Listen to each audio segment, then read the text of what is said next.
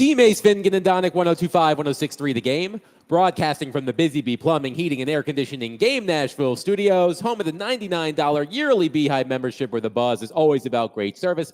Derek Mason, Adam Vingan, David Janes here with you. Willie Donick will join us in a bit. We are back at Bridgestone Arena. It's been a minute since we've done a show live from Bridgestone Arena. The Predators are back in action tonight against the defending Stanley Cup champion Florida Panthers. It's 90s night here at Bridgestone Arena. Puck drop at 7, pregame at 6, right here on 102.5, 106.3 The Game. Derek, it's NFL Combine season. By the way, our Combine coverage is brought to you by the New Cumberland, Nashville's resort-style community overlooking downtown on the Cumberland River. So thank you to them for sponsoring our Combine coverage. But Mike Borgonzi and Brian Callahan spoke today. It won't shock you to know that they really didn't say a whole lot. Yeah. But there were some interesting tidbits that came out of it. Here was my favorite thing I saw this morning, Derek. A tweet from Adam Schefter. Let's see if I can find it. Quote, Titans GM Mike Borgonzi told reporters that he has received calls about the availability of the number 1 overall pick. The Titans will listen, but it's too early in the process for any decisions. I have a 2-word response to that, Derek Mason. Yes. Well, duh. But I'm more inclined to believe ain't nobody called him yet. Ain't nobody called him yet. I don't think anybody called him yet. Well, it is lying season after all. Will there be people that eventually start to call? I think yes, after the combine, once you get the height, weight measurements and you start interviewing individuals, I think then you will start to see maybe some more stories coming out or reports coming out that such and such, team called the Titans, or the Titans have talked to several GMs about the potential of, moving out of the first slot. Right now, I wouldn't call nobody right now at this point because I don't know enough. I wouldn't know enough to say, okay, I want to move up X spots to get this guy, because they hadn't even done the interviews or anything else yet. So, and again, they hadn't got the height, weight measurements, hand size, all that other crazy stuff. Yes, well, that's Lion season. That's all very important. So here were some of the highlights from Brian Callahan and Mike Borgonzi this morning. And we do have clips, and we will play those for you throughout the program. The most interesting thing, Derek, that Brian Callahan said, he was asked about Travis Hunter. And a lot of the discussion, of course, about Travis Hunter is, well, which position will he play at the NFL level? Will he primarily play corner? Will he play wide receiver? Will he play a mixture of both? And Brian Callahan said this on Travis Hunter, quote, he probably starts at corner, and then you find ways to inject him into the offense as he gets more comfortable. So Brian Callahan sees Travis Hunter starting his NFL career if it were up to him, meaning if the Titans were to draft Travis Hunter. Brian Callahan sees Travis Hunter starting at corner and then finding ways to inject him into the offense as he gets more comfortable. That's because I think he's a natural corner. I think once you watch his game, he won the Heisman. He won the Heisman because he was the best athlete. He was the best player. He didn't win it because he was the best wide receiver or the best defensive back. He won it, which it should go to, the best college football player, regardless of a position. And that's why he won the Heisman. But I think what comes along with that is people thinking that, since he did it in college, he can do it in the NFL. No, let's decide what position he plays first, and then let's move on from that. What is starting to come out, because Callahan is not the first guy that has said they see him at being drafted as a corner, coming into the league as a corner. That's what's filtering out through the NFL within the last 2 weeks, is that they see Travis Hunter more of a corner than a wide receiver. Could he potentially get some plays at wide receiver? Yes, they can do that. The he's a hell of an athlete, but no one's going to draft him strictly as a wide receiver. Why? One, they're not going to draft a wide receiver that high unless you have sort of like Calvin Johnson type of attributes mixed with Jamar Chase and Jefferson. Then I draft you number one, but that's not Travis Hunter. So the way the league is looking at it now, I believe they're looking at him as a corner, and just like Champ Bailey did parts of his career, just like Charles Woodson did parts of his career, and obviously Deion Sanders did parts, and also Rod Woodson did it too as well. The Hall of Famer out of Wisconsin, he's going to be allowed to have possibly 10 to 12 plays a game if that works out. We have a clip of Brian Callahan discussing Travis Hunter. This was Brian Callahan earlier this morning on Travis Hunter. Oh, very realistic. Yeah. Yeah, it's very realistic. I think he's a unique player that there's not a whole lot of other players you could compare what he's done. There's not many guys that have played that many snaps on both sides of the ball. And you watch his tape and you see his ability to play both at a very high level. So, I think anybody that you talk to about him is going to say the same thing, that he's got the ability to play both. And that I think you're going to find out where he fits if you were to get him. But he's got a really unique ability to do a lot of different things. That was Brian Callahan discussing Travis Hunter. So to me, that was the most interesting thing that Brian Callahan said during his formal news conference. After he spoke in that setting, he went off to the side and spoke to Titans reporters. He said some other interesting things there. But in terms of what he said at his formal news conference, I thought that was the most interesting tidbit. He also did not tip his hand on Shedeur Sanders or Cam Ward, spoke highly of both quarterbacks, but did not offer an opinion on which one he prefers. So Mike Borgonzi, new Titans GM, took the podium after Callahan. As I said, they've had some calls on the number one pick. Again, no duh. That tends to happen. This is what I thought was interesting, Derek.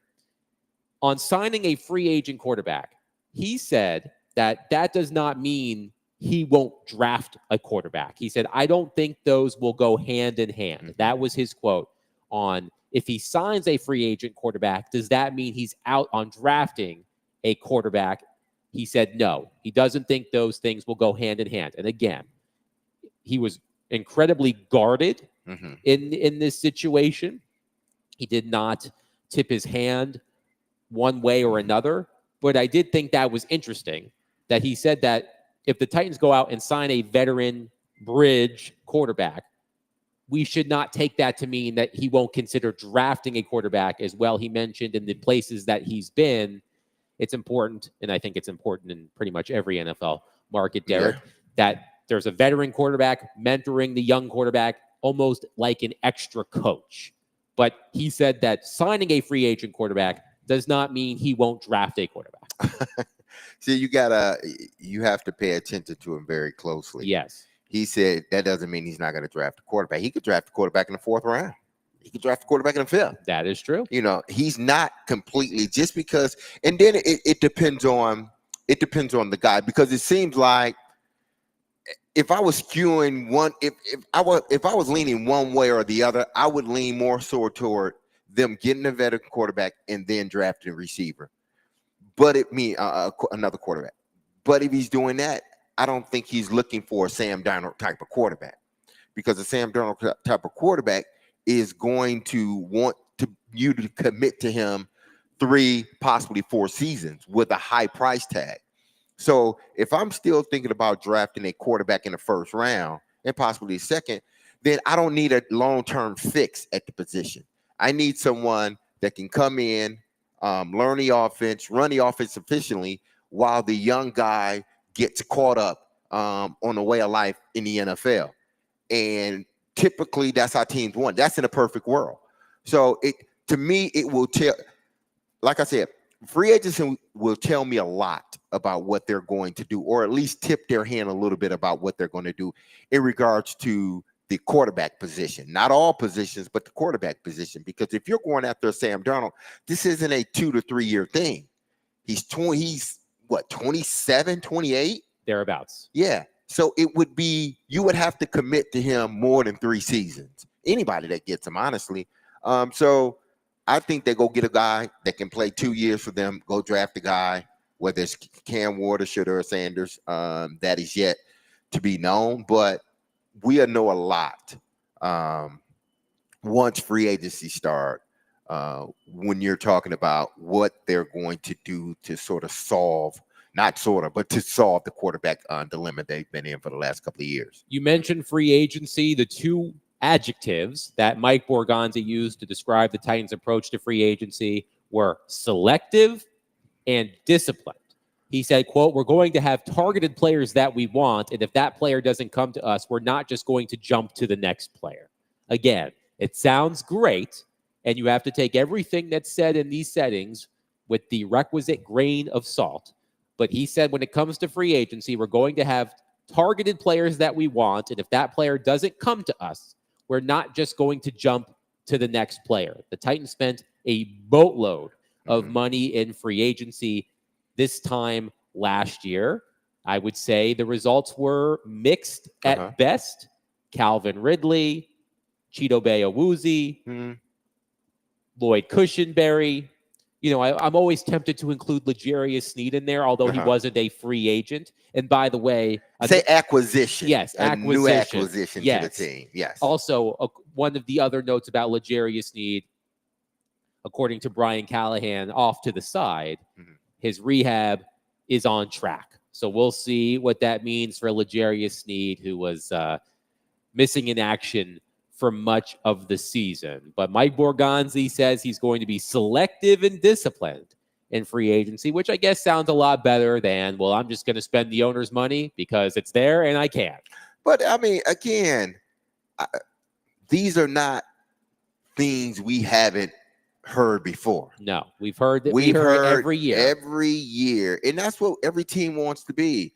You know, we're going to be selective. We're going to be disciplined. Well, if you can't get the guy that you set out to get, the first guy, you're always going to move on to the next guy. What are you going to stay there and try to get that guy to move off of a contract that he's agreeing to with another team? That's the part that I wonder. Like, are y'all just throwing out words, you know, catchphrases to make it seem like y'all know what y'all doing? I believe that they know what they're doing. But when they say we're going to be selective, disciplined, isn't that every team going into free agency just about? You earmark guys that you want. You try to go out and get them to agree to a contract and how they fit. You bring them in, you talk to them, see how they fit within your system and in your building. And then you offer a contract. If it doesn't work, don't you move on to the next guy? You're disciplined, but you move on to the next guy. The discipline comes not sitting in one place for too long. That's where the discipline comes. Okay, he's not going to come. All right, let's move to the next one, but let's do it in a manner where we all are in agreement. Being disciplined means being in agreement with what y'all decided to do. We all decided to move on from this guy. Let's move on from him, and let's go to the next guy. Let's not harp on what we didn't get. He was asked, Mike Borgonzi, that is, was asked about the G word. We can't say well, I think we can say it when we're describing something else. We can't say it as we're doing our analysis. Oh, okay. That's a little loophole. If someone else says it, right, we can then repeat what they said. Right. Okay. Generational. Chad Brinker had, talked about that. The Titans are not going to pass up on a generational talent in that quote, which, by the way, was only heard by a select few people because he said that in the, what I like to call the pseudo news conference he had before the official Mike Borgonzi news conference. So there was no recording of him saying that. But the transcription of that quote spread like wildfire around the NFL. And in every mock draft I read, it's like, well, Chad Brinker said they're not going to pass on a generational talent. Again, no duh. But Mike Borgonzi was asked about the generational talent. And it sounded like to me, and maybe David can find this clip. If not, immediately we can play it coming up in the next segment, about how he's not, he sounded like a guy who's not willing to trade down significantly. He sounds like a guy who might want to trade down no further than maybe 3. It doesn't sound like he is open to, or at least at this moment, open to trading down into, later in the top 10. That's the vibe I got, was that if he does trade the pick, I'm not sure he's going to go down significantly in the draft order in order to do so. See, listen, what you don't want to do is move down so far where you can't get an impact player. Which is basically what he said. Exactly. I'm not the G player. I mean, I don't know if there's a Travis Hunter may be close. He and Abdul Carter may be the closest to that sort of phrase than anybody else within this draft. But I still don't believe they are those guys. So you still, but you don't want to move out of a space where you can't draft an impact player. Travis Hunter he's going to be an impact player, I believe. Abdul Carter's going to be an impact player, I believe. The running back out of Boise State, I think he's going to be an impact player. Ashton Jeanty. Yeah, Ashton Jeanty. There are a few receivers in this year's draft that I think have potential to be impact players. You just don't want to put yourself out of the range of getting an impact player. You don't want to cut off your nose and spite your face, or spite your face, cut off your nose, whichever one comes first. So spite your nose, cut off your nose, spite your face. You don't want to move out of the top spot and then move so far back where you're not getting a guy that can come in immediately and get the job done. That's what you don't want to do. So when you said third, yes, but I can't see them going no further than the fifth pick. So I got to think of the draft order off the top of my head. The Browns are at 2, the Giants are at 3, the Patriots are at 4, and the Jags are at 5. I could see them moving with the Patriots. Okay. Possibly the Jags, because the Jags probably can use a Travis Hunter. But do you want to help your division rival? Yeah, but what are they giving up? True. Because listen, you almost can't think about it like that. It's I'm giving them an opportunity to draft possibly Travis Hunter, but what am I getting in return? Because I believe the 2 players that I'm going to get is going to be better than your 1 player over the long haul. I'm going to get more production out of those 2 guys. 615-737-1025. Your thoughts on what we've heard so far today from Mike Borgonzi and Brian Callahan. We'll continue that conversation. But coming up next, some big news out of the NFL Combine broke yesterday. We will discuss that coming up next. But before we do, hey, Predators fans, don't miss Smashville Live tomorrow night at Brewhouse 100 in Bellevue at 6 o'clock. See your Predator star players up close and personal, and you can also get autographs and pictures. The Preds player guest this week will be none other than Ryan O'Reilly. That's right. Ryan O'Reilly will be at Brewhouse 100 in Bellevue at 6 o'clock. That's tomorrow night at Brewhouse 100 in Bellevue for Smashville Live.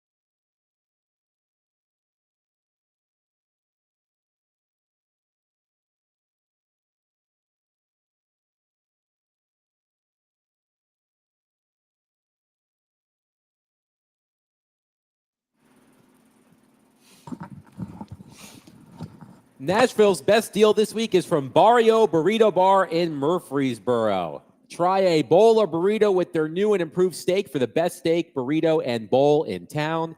Head to theGameNashville.com/deals now and get half off a $25 gift card while supplies last. Derek Mason and Adam Vingan here with you live at Bridgestone Arena. Predators and Panthers tonight at 7 o'clock. Derek, news broke yesterday, I believe it was, that Abdul Carter will not work out at the NFL Scouting Combine this week because of a shoulder injury he suffered near the end of Penn State's football season. Carter's agents, according to ESPN, told Adam Schefter that Carter suffered the injury in Penn State's win against Boise State in the college football playoff quarterfinals in December. The quote from Drew Rosenhaus: "We fully expect Abdul to be recovered in time to work out at his pro day at Penn State, and he will perform at a very high level. I think this is key. Carter, according to ESPN, will undergo the medical exams at the Combine and participate in interviews with teams." Rosenhaus also forwarded a letter from Dr. Dan Cooper, the Dallas Cowboys team physician who has treated Carter, to NFL teams to say Carter had just been medically cleared to resume training. Abdul Carter is moving up a lot of mock drafts, Derek. Mm-hmm. In Mel Kiper Jr.'s latest mock draft that dropped this morning, he has the Tennessee Titans selecting Abdul Carter from Penn State with the number 1 pick in the NFL draft. But then I see the story about how he's dealing with a shoulder injury. And if you're a Titans fan, you're probably getting the heebie-jeebies. You're going, ooh, injured player, red alert. Because we know the Titans have a checkered past with going after injured players, whether it be in the draft or trade or what have you. Mm-hmm. So, knowing what we know of Abdul Carter, does the fact he is dealing with a shoulder injury, which we knew, I remember that was a big storyline in Penn State's game. It's Penn State's final game. I think it was against Notre Dame, correct? Yep. Mm-hmm. In the college football playoff. He was playing with basically one arm, is what the announcers kept saying. And he had a solid game, if my memory serves.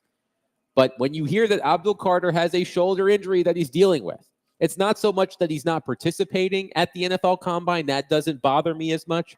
But does it give you any pause whatsoever, knowing what we know about the Titans and their history with injured players, that Abdul Carter, who many believe could be the number 1 overall pick, is dealing with an injured shoulder?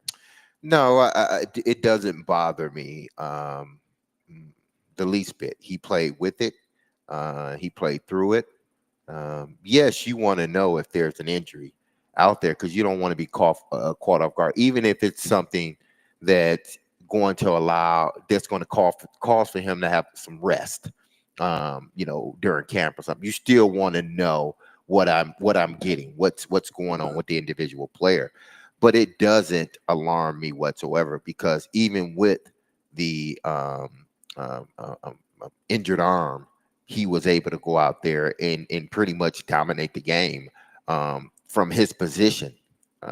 They didn't ultimately win, but he dominated from his position. So, but yes, you still have to look into it. And I'm sure just because, his agent put out, the letter from the doctor saying he's okay, doesn't mean that other GMs and other owners are not going to bring their doctors in and go over and evaluate him and see how the arm's doing. So even though his people sent out their letter, the NFL and GMs are going to come back and they're going to do their due diligence and make sure that the arm is not an issue or the shoulder's not an issue. But listen, you're going to have this throughout the year prior to the NFL draft. Guys are going to, old injuries are going to pop up on guys as red flags. We've seen it year in and year out where, a guy may have played the whole season. Prime example, Spears, he had a knee injury. It didn't hamper him not one bit in college that last year, but still, NFL GMs wanted to know about it. They wanted to make sure that, okay, if we draft this young man, will he be able to go out there week in and week out? Will the knee be trouble? So this is not the first time this happened. And this will not be the last. But I don't think, unless something comes up from an individual, I don't think that they will find anything that will deter teams from drafting him. So I know that the combine is much different now than it was. I hate saying this, back in your day. But I heard Jared talk about this yesterday when he was talking about Abdul Carter, and he was talking about Floyd and the medical examinations that happen at the combine, how thorough they are, and how the doctors that are available to teams at the combine are the best they can be. And I think Jared even told stories of Floyd saying that, these doctors would sometimes find things that these athletes didn't even know they had going on with them. So from your experience, again, I know it's a different time, but the medical evaluation portion of the combine, walk us through that, what that was like for you. Oh, wow. By the way, do you know what your 40-yard dash time was at the NFL Combine? 4.5. 4.55, according Yes. to Wikipedia. Yes. That rounds up to 4.6, but we'll go with 4.5. We'll go with the 4.5. Yes. Yeah. I dealt with the last year. I broke my wrist first game of the season versus Purdue. I think it was versus Purdue at home on a punt. And the guy hit me, even though I called for a fair catch, the guy still, ran through me and ended up breaking my wrist, which I had a cast on my wrist for the next 3 weeks after that, but I still played. I dealt with rib injuries, an ankle injury my last year. So when I went into the combine, those are the things that they wanted to know about, because beyond that, I had a minor scope on my knee, but I came back and I played, I was playing with it, and that happened in my sophomore year. But those are things that the medical, staff from NFL teams wanted to still know. They pulled on your knee. They sent you from one doctor to the next, depending on your, injury history in college. Again, I didn't have many, but the ones that I had really all happened my senior year: the broken wrist, the rib injuries, injury, and then the high ankle sprain. So those were things that NFL teams wanted to know. Would it affect me moving forward? And again, I went to see doctors there in Indianapolis.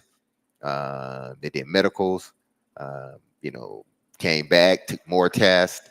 But obviously there was nothing that they saw that they believed would hamper or would sort of move them away from drafting me, even though, I still ended up getting drafted in the 4th round. But I don't think my medical history was a deterrent.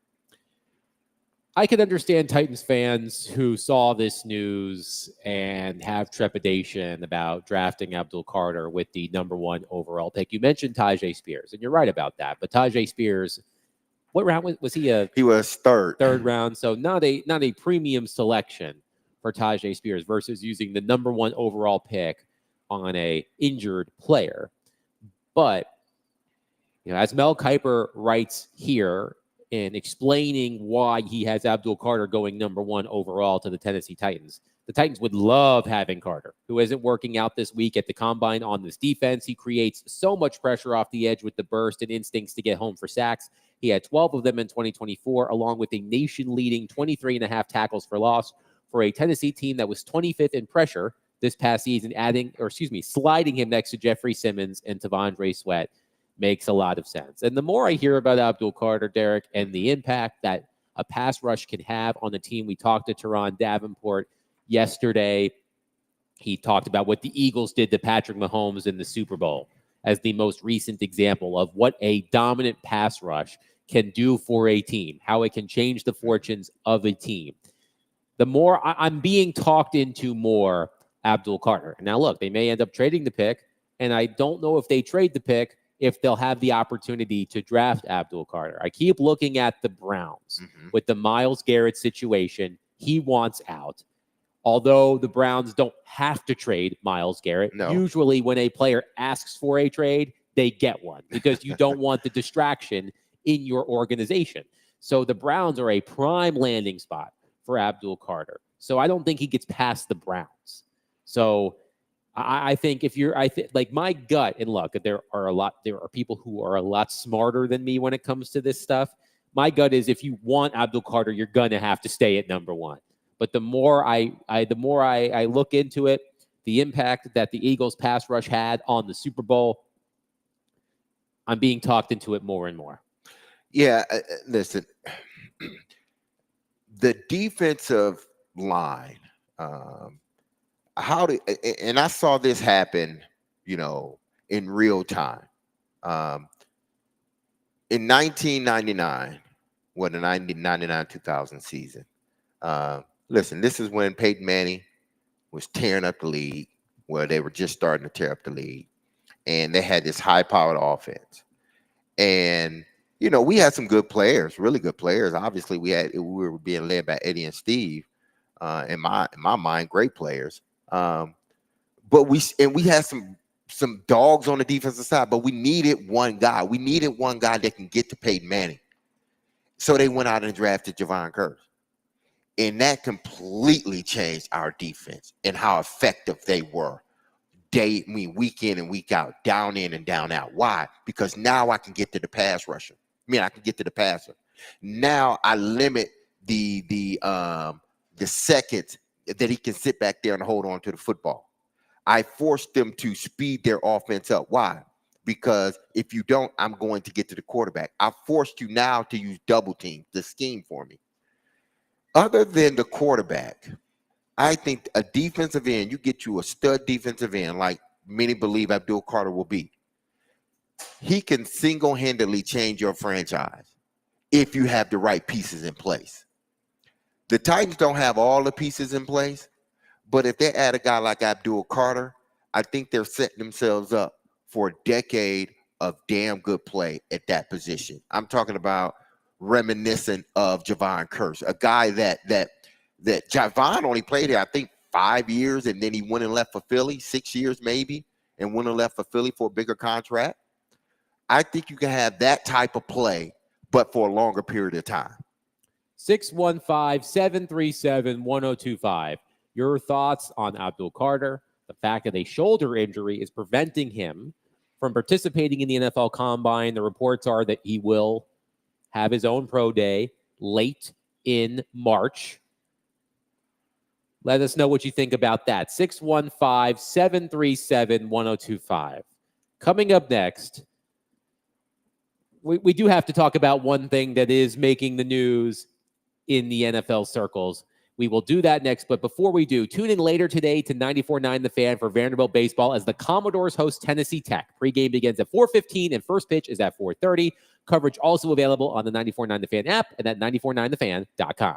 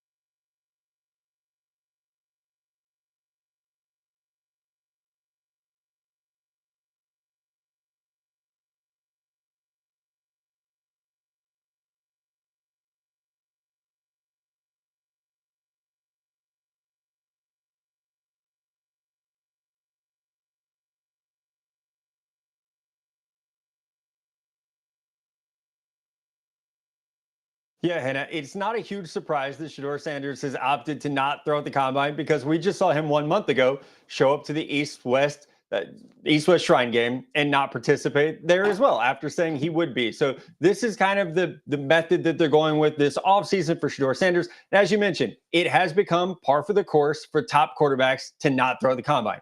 However, the point that I would make is Shedeur Sanders is not the top quarterback in this year's draft. That's Miami's Cam Ward. And the fact is, this quarterback group is very unsettled. We don't have a number one quarterback like we did last year with Caleb Williams, even maybe the year before with Bryce Young, where he felt like the number one guy throughout the entire process. This is a wide open race for the number one quarterback spot in the 2025 NFL draft. And this is a second opportunity now with the East-West Shrine game where Shedeur Sanders has said, I'm good. I'm going to wait till the next event. So all pressure now is on that Colorado Pro Day. Personally, I'm not a fan of this. I think you take every opportunity given to you to prove that you're the guy. We heard in the soundbite him saying, I'm going to be the guy. Go show that you are. CJ Stroud threw at the combine. Patrick Mahomes, Josh Allen. We saw 3 guys who were first-round picks last year throw at the combine, and it improved their stock. So if Shedeur Sanders' camp would have asked me a week ago, I would have said, this is an opportunity to prove he's better than Cam Ward, to prove he's better than Jackson Dart, to prove he's better than whoever the hot quarterback of the moment is. Maybe it's Tyler Shuck, maybe it's Quinn Ewers from Texas. But this was an opportunity that I think Shedeur and his camp are really missing out on, where he could show that he is that number one quarterback in this class. That was ESPN NFL draft analyst Matt Miller discussing Shedeur Sanders' decision not to throw at the NFL Combine. Derek Mason, Adam Vingan, Willie Donick is here with a big old box. What's in there, Willie? What's in the box? It's gold. What's it's in a the box? gold Well, box. I actually stole something from the old set of Let's Make a Deal, where you can either take what's behind door number 2 or take what's in the box.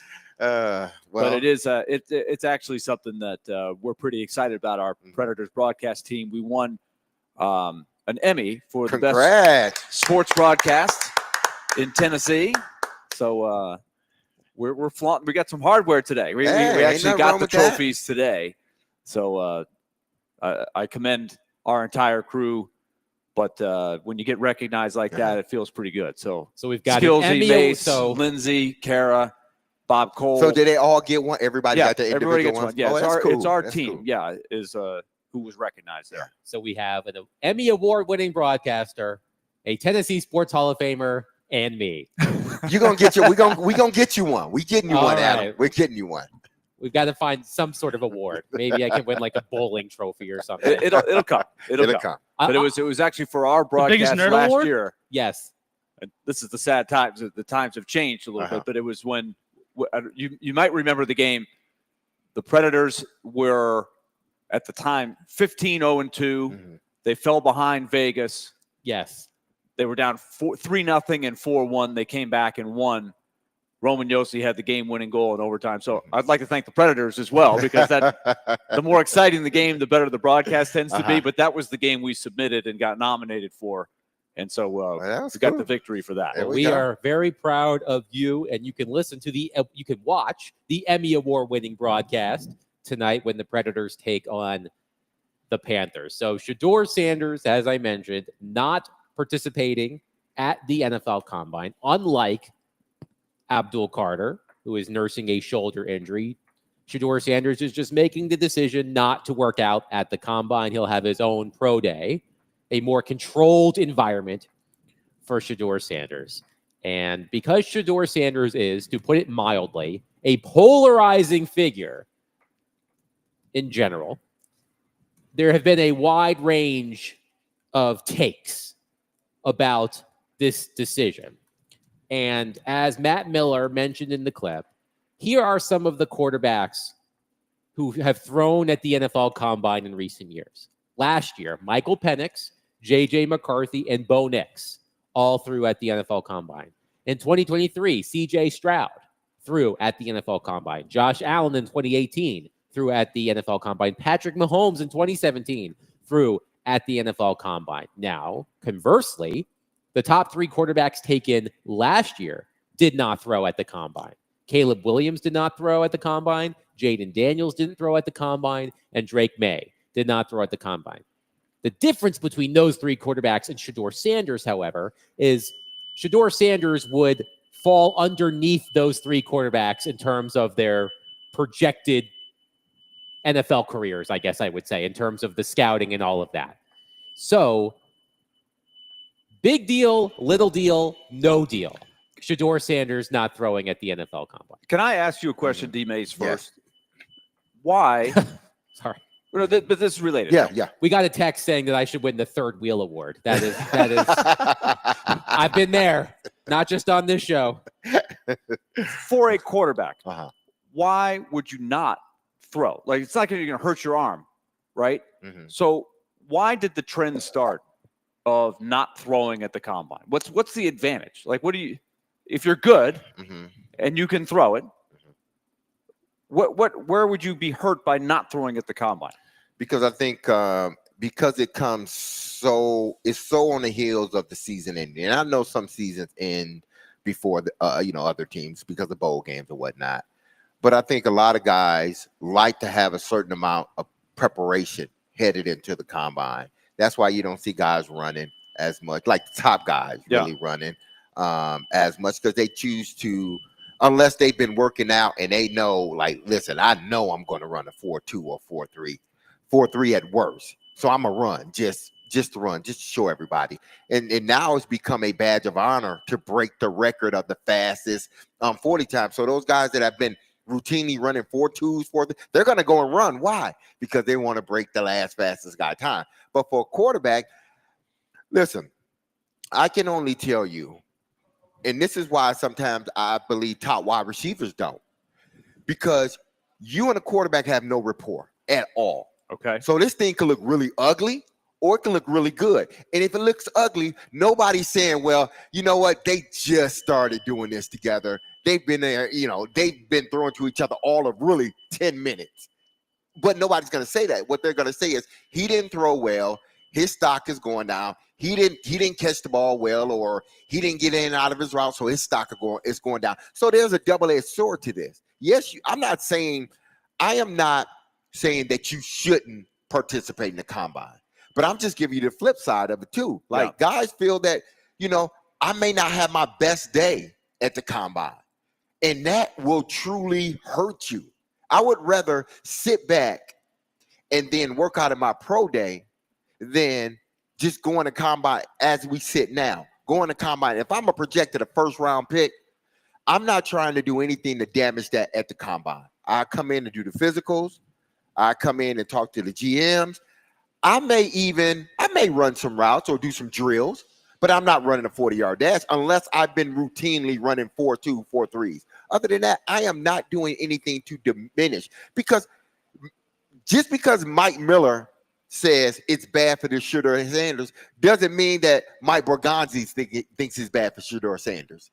Doesn't mean that GM thinks it's bad for Shedeur Sanders. Sometimes they look at it like, okay, as long as he throws, eventually, as long as I see him throw. Has he been dealing with injury? No, he hasn't been dealing with injury. So I don't need to know if he can throw the football because, well, he finished the season on the injured list and his shoulders hurting. Let's see how he looks. That's not a concern of mine right now. I know he can throw the football. I want to see him throw, yes, but I'm not making a big deal about him throwing at the combine. Joe Burrow didn't throw at the combine, and I know Joe Burrow was the number one pick. Obviously, Kyler Murray didn't throw at the common combine. to not Matt throw at the Stafford combine. didn't throw at the combine. There were all of these quarterbacks that haven't thrown at the combine. But I think the issue that people are taking with Shedeur Sanders not throwing at the combine is that Shedeur Sanders, as Matt Miller said in that clip, and Matt Miller's not the only NFL draft analyst, but I would say consensus that Cam Ward is the top quarterback in this draft. The other players we mentioned were not I think that's the thing. When I look at it compared to last year, as I mentioned, Caleb Williams didn't throw. Why am I blanking here? Jaden Daniels didn't throw, and Drake May didn't throw. But those three were expected to go right at the top of the draft, which is what they did. They went 1, 2, and 3. Mm-hmm. The consensus, it seems, on Shedeur Sanders is much bigger, I would say, like much wider.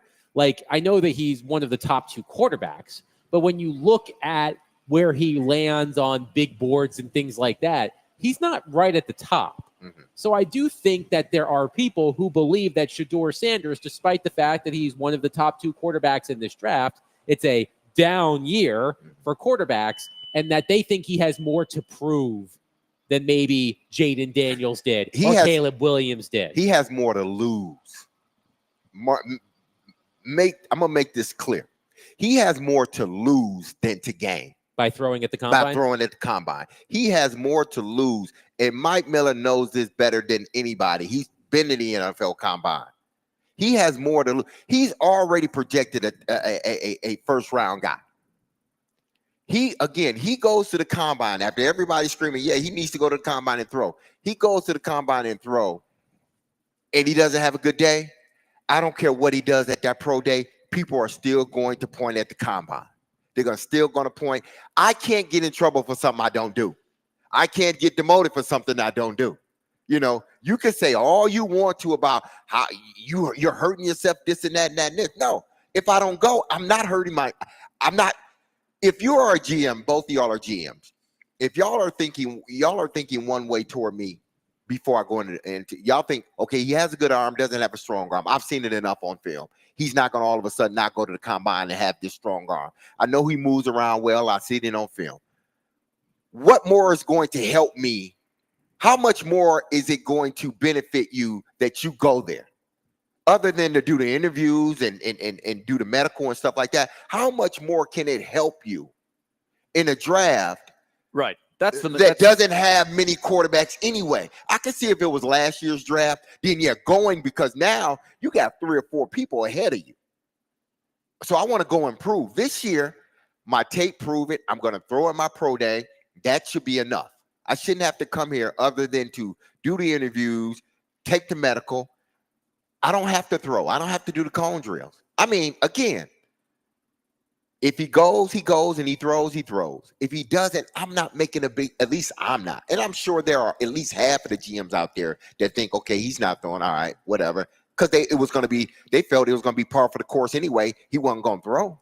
615-737-1025. Where do you stand on Shedeur Sanders' decision not to participate at the NFL Combine? 615-737-1025. And we just want to thank the new Cumberland, Nashville's resort-style community overlooking downtown on the Cumberland River for our NFL Combine updates all this week on 102.5, 106.3 The Game. Willie Donick, Derek Mason, Adam Vingan, 102.5, 106.3 The Game.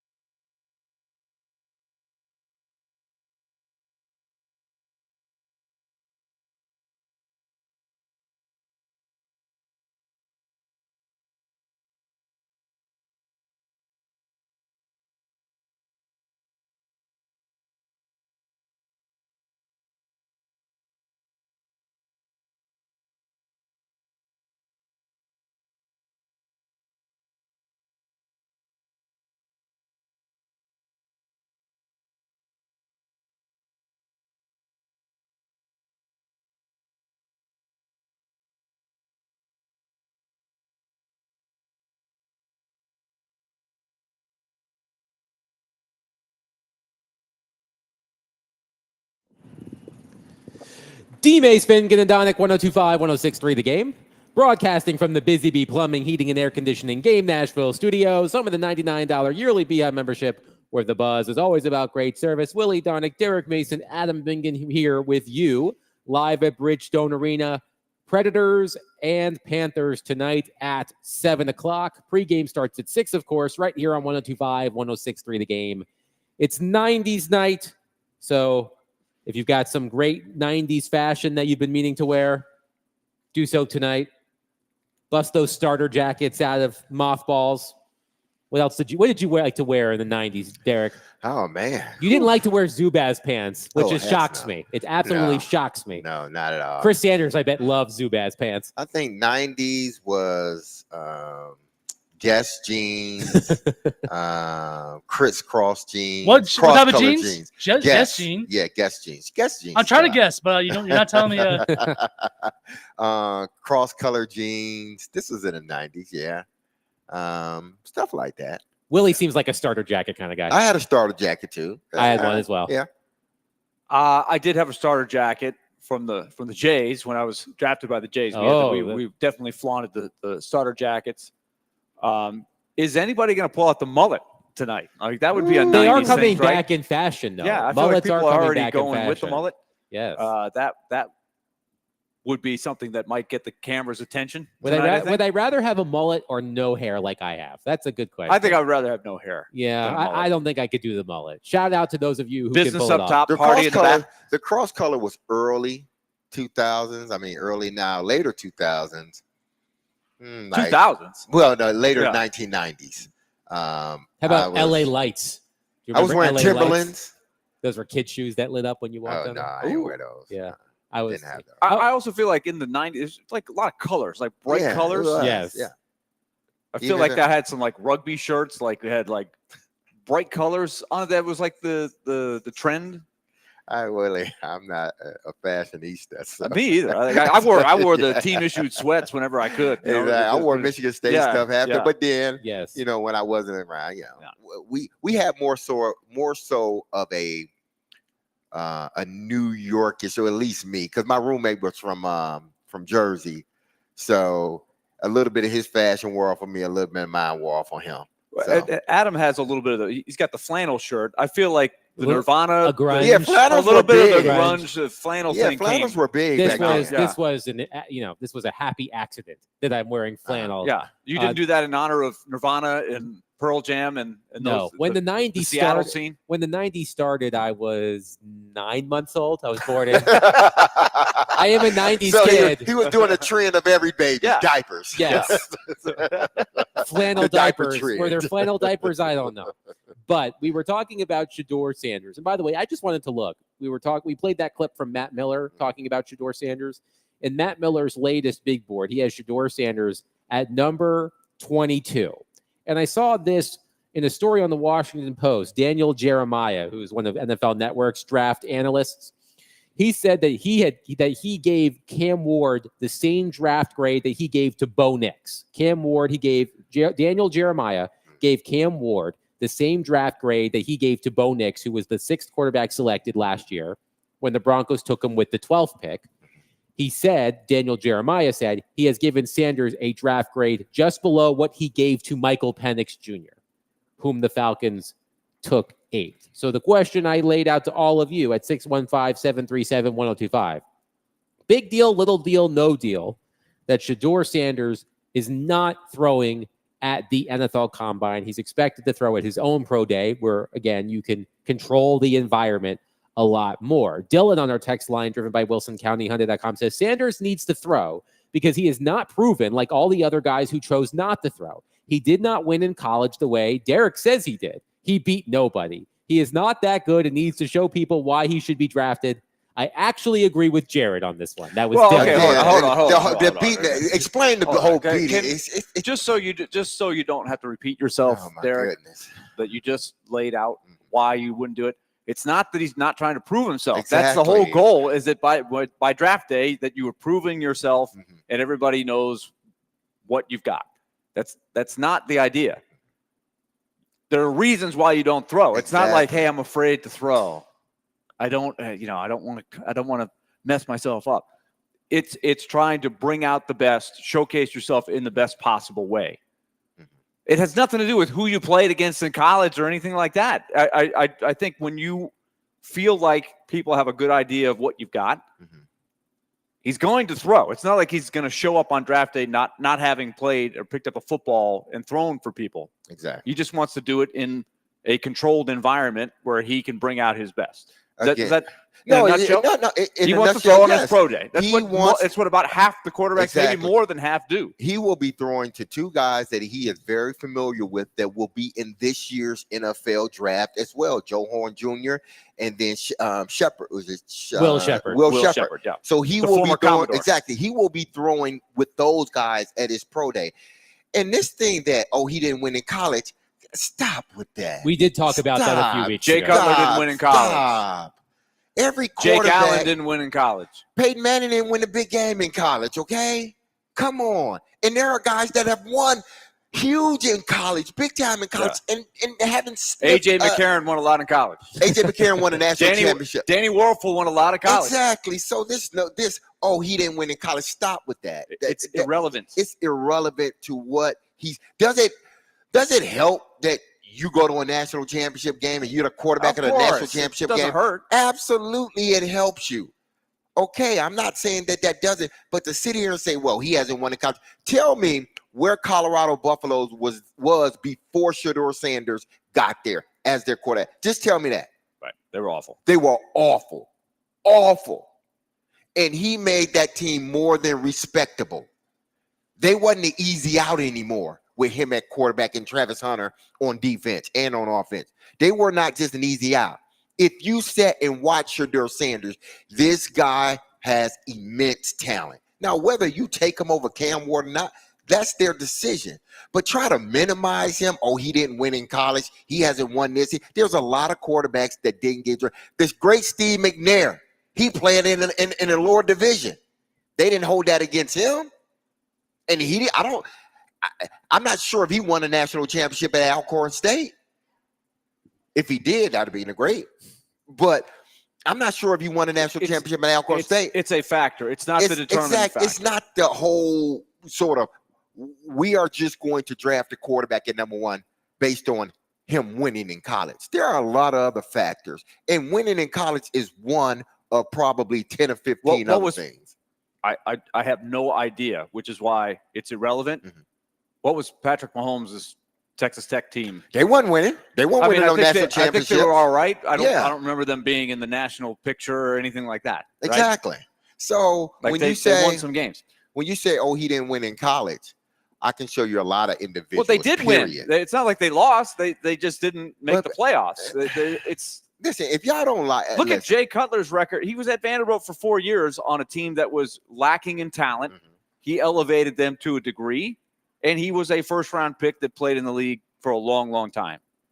And he was up against Vince Young and Matt Leinart that same year, who won everything on loaded teams. Who was the best pro out of those three? It's not even close. Exactly. Jay Cutler was way better. Matt Leinart won at a high level in college. Vince Young won at a high level in college, and neither one of those guys did much of anything in the NFL. But the third guy, like he talked about, didn't win much in college, and he ended up being a better pro than both of them.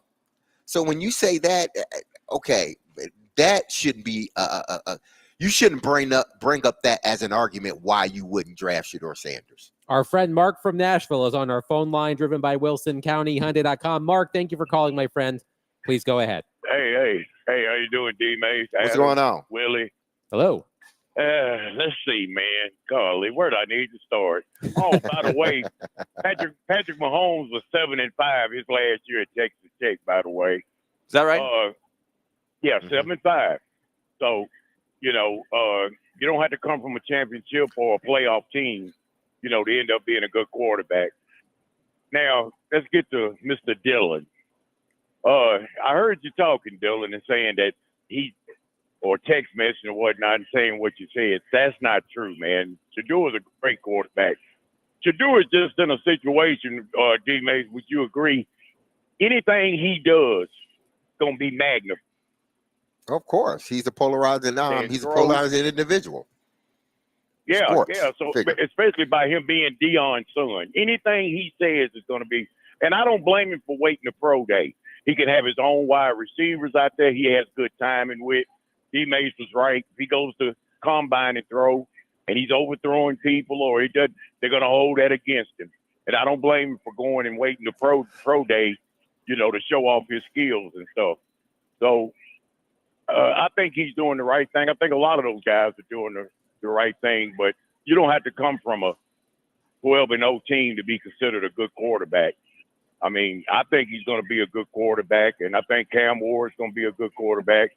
And if he does fall, so be it. We never know how the draft's going to be anyway, but regardless of where he goes, I think he'll have a successful career in the NFL. But, hey, man, y'all have a good day. Adam, D. Mace, Willie, and we'll be talking to y'all once again sometime soon. Always All right, a pleasure, thanks a Mark. lot, Thank Mark. you. Listen, whether you believe Shedeur Sanders is the top quarterback or not, I know what I saw. He's not perfect, but I've also seen him have the ability to lead a team, him have the nerve, the concentration, the poise to stand in the pocket. He showed, and listen, I know that he's going to have to get better as a quarterback. He's just going to have to. That's at the college level. If you don't get better at the next level, you're not going to survive. He's going to have to get better, just like any other quarterback that's drafted, especially that high. But if you actually sat down and watched Shedeur Sanders and all that he had to do, I mean, why wouldn't you want him to be your quarterback? Why wouldn't you? If you actually watched Colorado and him play on the field with no offensive line, him having to scramble around, him having to improvise more times, him having to hold on to the ball a little bit longer than what he needs to because him having to get rid of the ball a little bit quicker than what he has to because the offensive line isn't doing a good job at blocking. He proved all that. Isn't that what y'all want to see? The poise in the pocket, the ability to get outside the pocket, the ability to throw on the run. Isn't these the things that he needs to be doing? He showed you that he can do it. Here's my assessment. I don't get it. Does he need to get better? Yes. We talk about this every year. There was all kinds of stuff about Will Levis and, at Kentucky, where he's not playing with a loaded roster. 1 year, he seemed to really elevate them. Mm-hmm. The year before he got drafted, he struggled some. He lost to Vanderbilt. He lost to Tennessee. So people around here didn't see him play really well. Mm-hmm. My assessment is the pro game is so different than the college game, no matter what your background is. There will always be question marks. Mm-hmm. Like Matt Leinart, all the time people were saying, man, he's got it. Boy, he has got it. Whatever it is, he's got it. You know what he had? Reggie Bush. Exactly. He had Lendell White. Mm-hmm. He had a tremendous offensive line. He didn't get touched the whole year. Like, he had an elite roster all around him. So when you play for a powerhouse team and you win national championships, that's what you have. You have tremendous players. What did Mac Jones had? He had an absolutely loaded roster around him, right? He won the Heisman Trophy, but he was throwing to Devontae Smith. He had an incredible group around him. So it's very different when you walk into the pros and you're playing on a bad team that doesn't have loaded, and you're playing against the pros. And Shedeur Sanders and Cam Ward. I saw a clip of Cam Ward the other day, and they're showing all these highlights where he's dodging a guy and he's running around. The same thing with Shedeur, right? He didn't have a great offensive line at times. But you know what? In the pros, as Caleb Williams just showed, you can do that all day. It ain't going to lead to wins. No. At the end of the day, you need to have a good team around you. You need to make the right reads. It only helps you so much if you can bob and weave and buy yourself time. That's fine. Bryce Young could do that too. But at the end of the day, it's a completely different game. Whether you came from Wyoming like Josh Allen, Vanderbilt like Jay Cutler, or a loaded team like a national title contender. It's just different. And that's why it's not easy to project, no matter where the person came from, how it's going to translate to the pros. You just hope it translates. Yeah. You hope that trend continues of that guy developing and improving. That's what you're banking on, and sort of the attributes that you see in the way he conducts himself throughout the game, the poise and everything else. Can he make the throws? Again, Shedeur Sanders doesn't have the strongest arm. So if you want to put a notch on, on your side of the ledger, then go ahead. He doesn't have the strongest arm. And that's what I am worried about. Him, can he consistently get the ball down the field? But what he does have that I've seen, he has timing. So he makes up for that. He makes up for not having a strong arm with the ability to throw the ball where the ball needs to go. Before we get to Tim Hasselbeck on the other side, I just want to run through some of these texts. Josh says, wanting him to throw at the combine is like going to Chick-fil-A and ordering a double cheeseburger. It doesn't make sense. A pro day is just as good. One texter says, falling in love with quarterbacks at the combine is how you end up with Anthony Richardson. Yeah. Another texter says the biggest show of character is when they cut kids, then bash them on Twitter. Sanders says he didn't even know his name. I vaguely recall what he's talking about there. And Chip from Mount Juliet says Colorado played no big time opponents. Quickly respond. I mean, Colorado played who was on their schedule. Okay, they played some ranked teams that are on their schedule. Who did Wyoming play? Exactly. When Josh Allen was Nobody playing? really. I mean, Shedeur Sanders basically played the same schedule that Patrick Mahomes played. I want to say that's basically what he played. I want to say at Colorado, Shedeur Sanders and the Buffaloes, because it's not just Shedeur Sanders. The Buffaloes were 1-7 against ranked opponents. I want to say that's something that's mentioned. And that's fine, but that has much more to do with your team. Who did Jordan Love play against in college? Nobody. He played a level down from the Big 12. It's not about that. Not fully. You can try. Like for us fans, that is an obvious one, right? That you look at, but there are plenty of quarterbacks that have come through the ranks that are great pros that didn't play at the highest level of college football or on a loaded team and have a total success. It's all sort of relative. It's mixed in there with all the things that you evaluate of a quarterback. 615-737-1025 will continue to take your thoughts on Shedeur Sanders and the NFL Combine on our phone and text lines, driven by WilsonCountyHyundai.com. Coming up next, ESPN NFL analyst Tim Hasselbeck will join us. We'll rope him into this conversation. I'm curious to see what Tim says about this Shedeur Sanders situation. We'll do that next. Willie Donick, Derek Mason, Adam Vingan, 102.5, 106.3 The Game.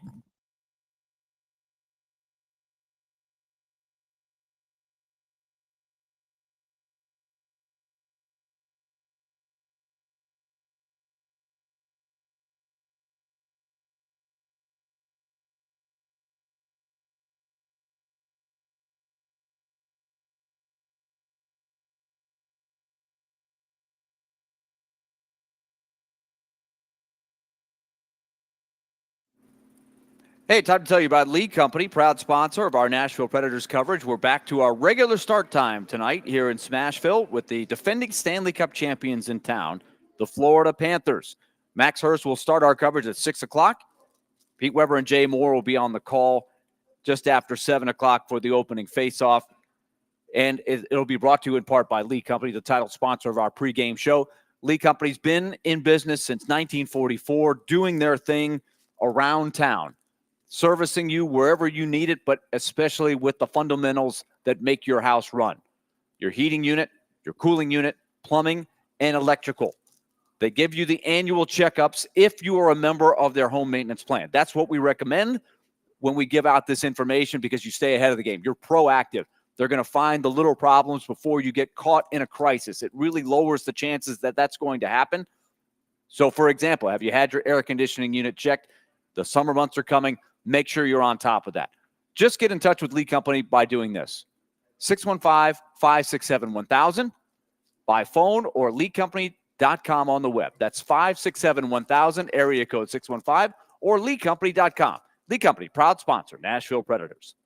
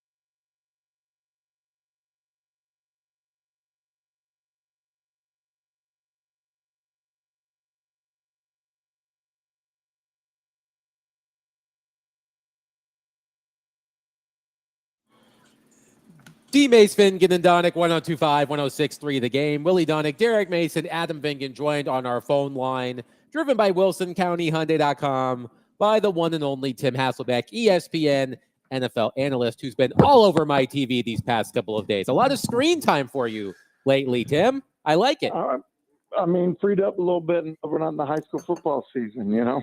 Yes, you have to prioritize your Ensworth Tigers, but we're glad to see you all over ESPN. So we are having the conversation about Shedeur Sanders and his decision not to throw at the NFL Combine. As I expected, it's pretty split in terms of people who see this is what happens these days with the top-rated quarterbacks versus people who think that Shedeur Sanders maybe isn't as proven as some of the other quarterbacks recently who decided not to participate on the field at the Combine. Where do you stand on this situation? I think if you have a grade or a projection that you're going to go in the first half of the first round, then it really doesn't matter if you do anything at the Combine. Like, that's been proven. And so, I don't fault him whatsoever. And quite honestly, if I were an agent and he were a client of mine, I would tell him the same thing. I would also just say this, like, if you're going to do something at the Combine, which is in, basically an environment that is not your environment, it's the NFL's environment in terms of how they've set it up and everything.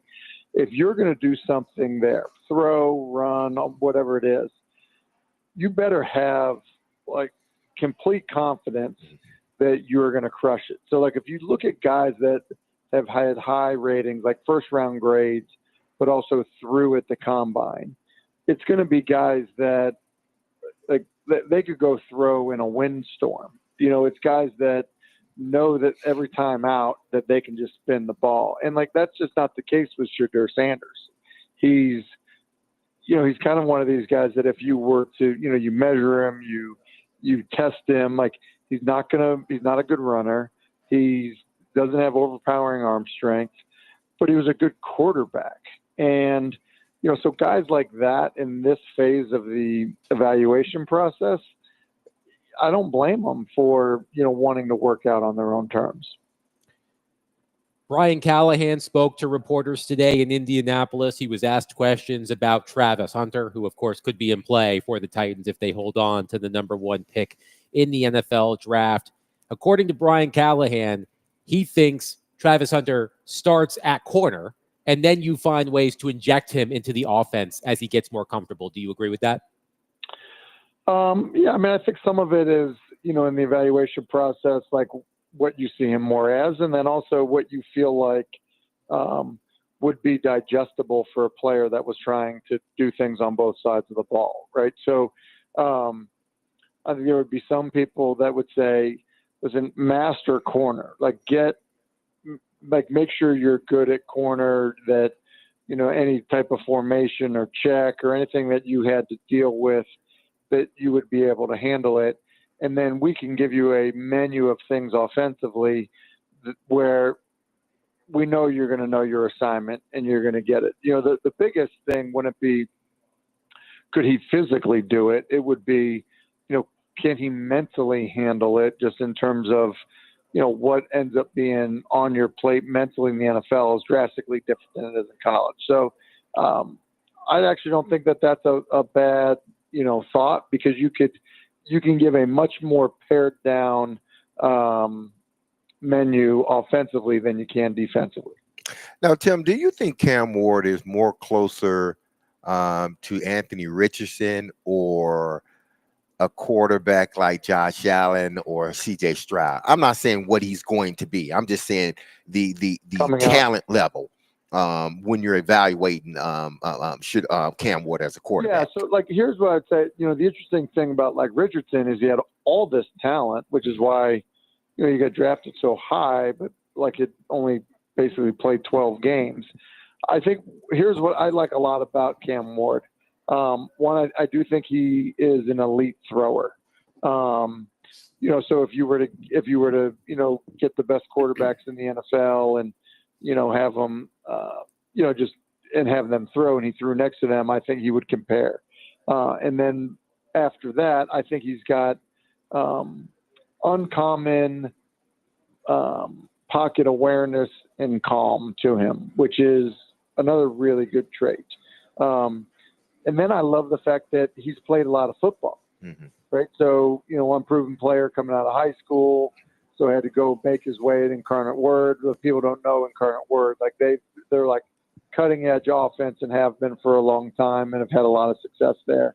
But then he goes and does it at Washington State and does it there without, a supporting cast that's way better than everyone else's team. Then he goes to a better team in Miami, in terms of supporting cast, but Miami has really struggled at quarterback for a long time. And so he goes there and really does as well as anyone's done since Vinny Testaverde there. Like, I like how everywhere he's gone in very different environments has proved that he makes people better. That's a big deal to me.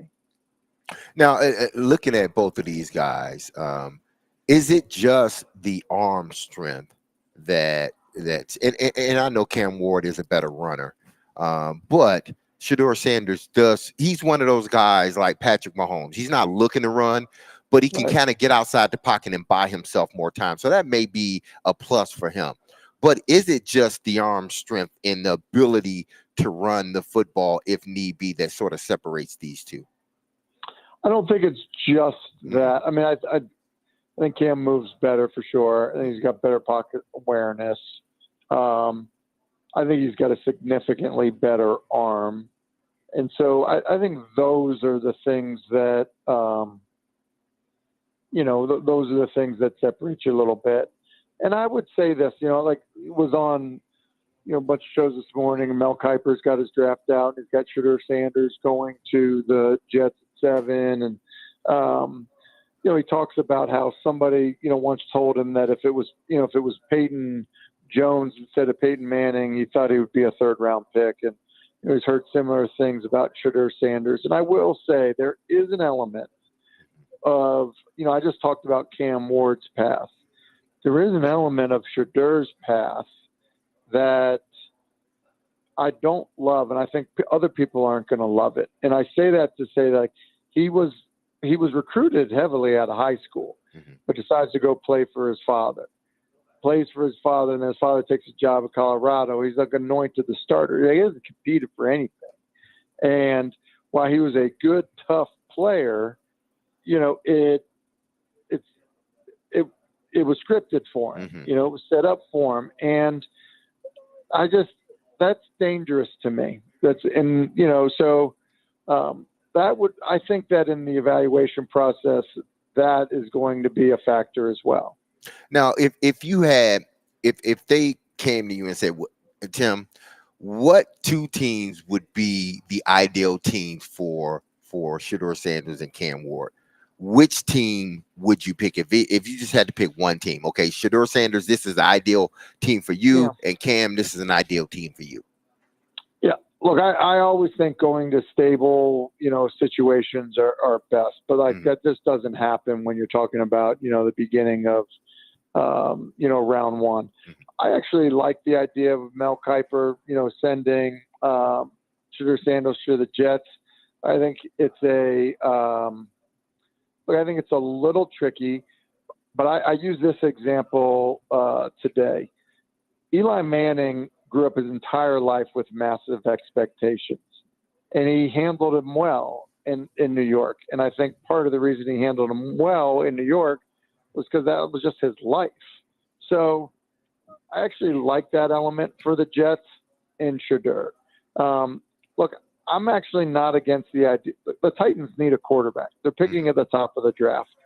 Would you love it to be a year where there's 7 quarterbacks that everyone thinks are superstars? Sure. But that's not the case.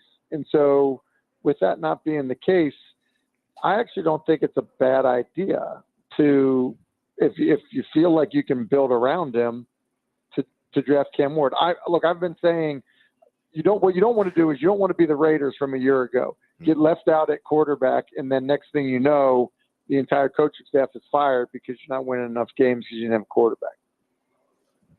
Tim Hasselbeck is with us. Tim, we just got into a pretty good debate. We had a lot of texters pointing out Colorado's lack of success against top 25 competition. And we went through a long laundry list on both sides of the ledger of quarterbacks who played with a dominant roster and won national championships, who either succeeded or failed. And then, a guy that maybe didn't play for a loaded roster, didn't have a great one-loss record, but then did fine in the NFL. What relevancy do you have on whether a team won with a certain starter?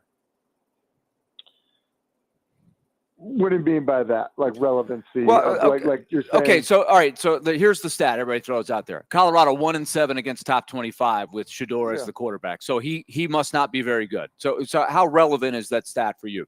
I don't care about as much as I care about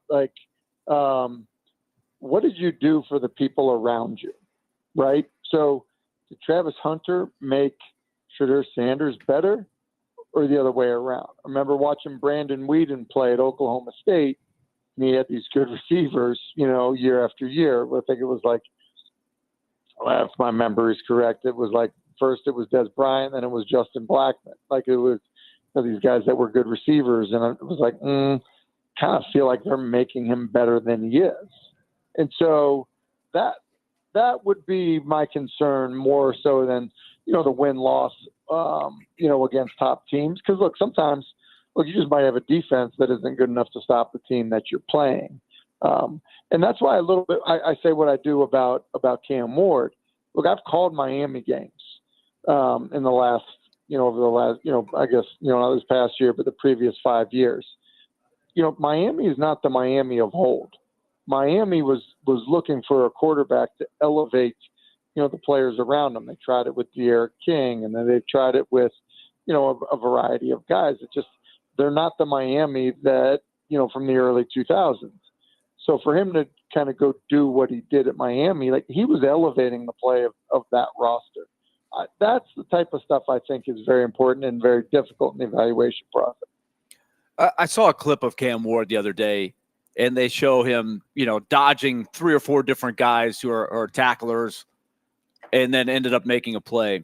And I'm thinking to myself, how important is that at the NFL level? It's just it's such a different game.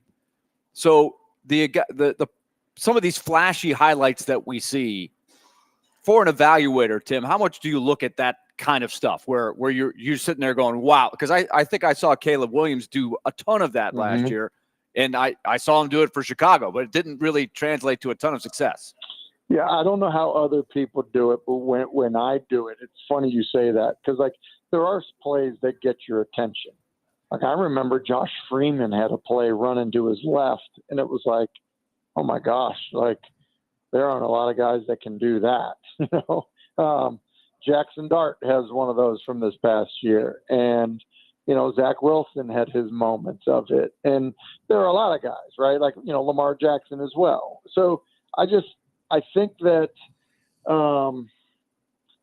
for me, if I'm being honest about if I were the guy choosing the make you stand up or spit out your coffee kind of play where you're oh my gosh, that guy just did that. That was incredible.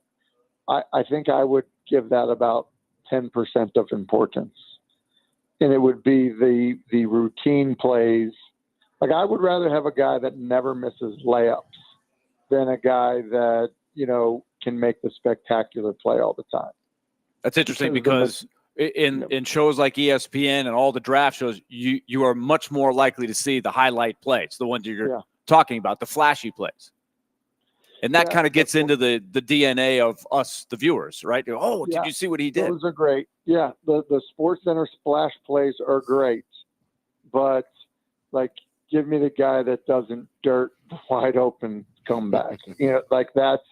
That's how I feel about it. And I think you can kind of say a similar thing. You can go across positions. Look, give me the offensive lineman that competes every play, that doesn't miss his assignment, that sustains blocks.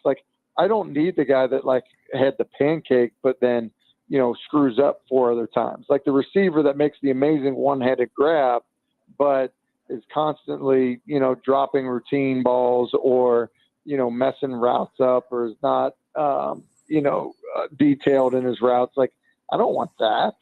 So I think that for me, at least on the offensive side, across the board, like the splash plays don't mean as much to me. Tim Hasselbeck, ESPN NFL analyst, joining us on D-Mays, Vingan, and Donick as he does every Tuesday. Tim, great stuff as always. We'll chat next week. Sounds good. See you, fellas. 615-737-1025. We will react to what Tim had to say. We'll also take your reaction as well at 615-737-1025. Willie Donick, Derek Mason, Adam Vingan, 1025-1063. The Game.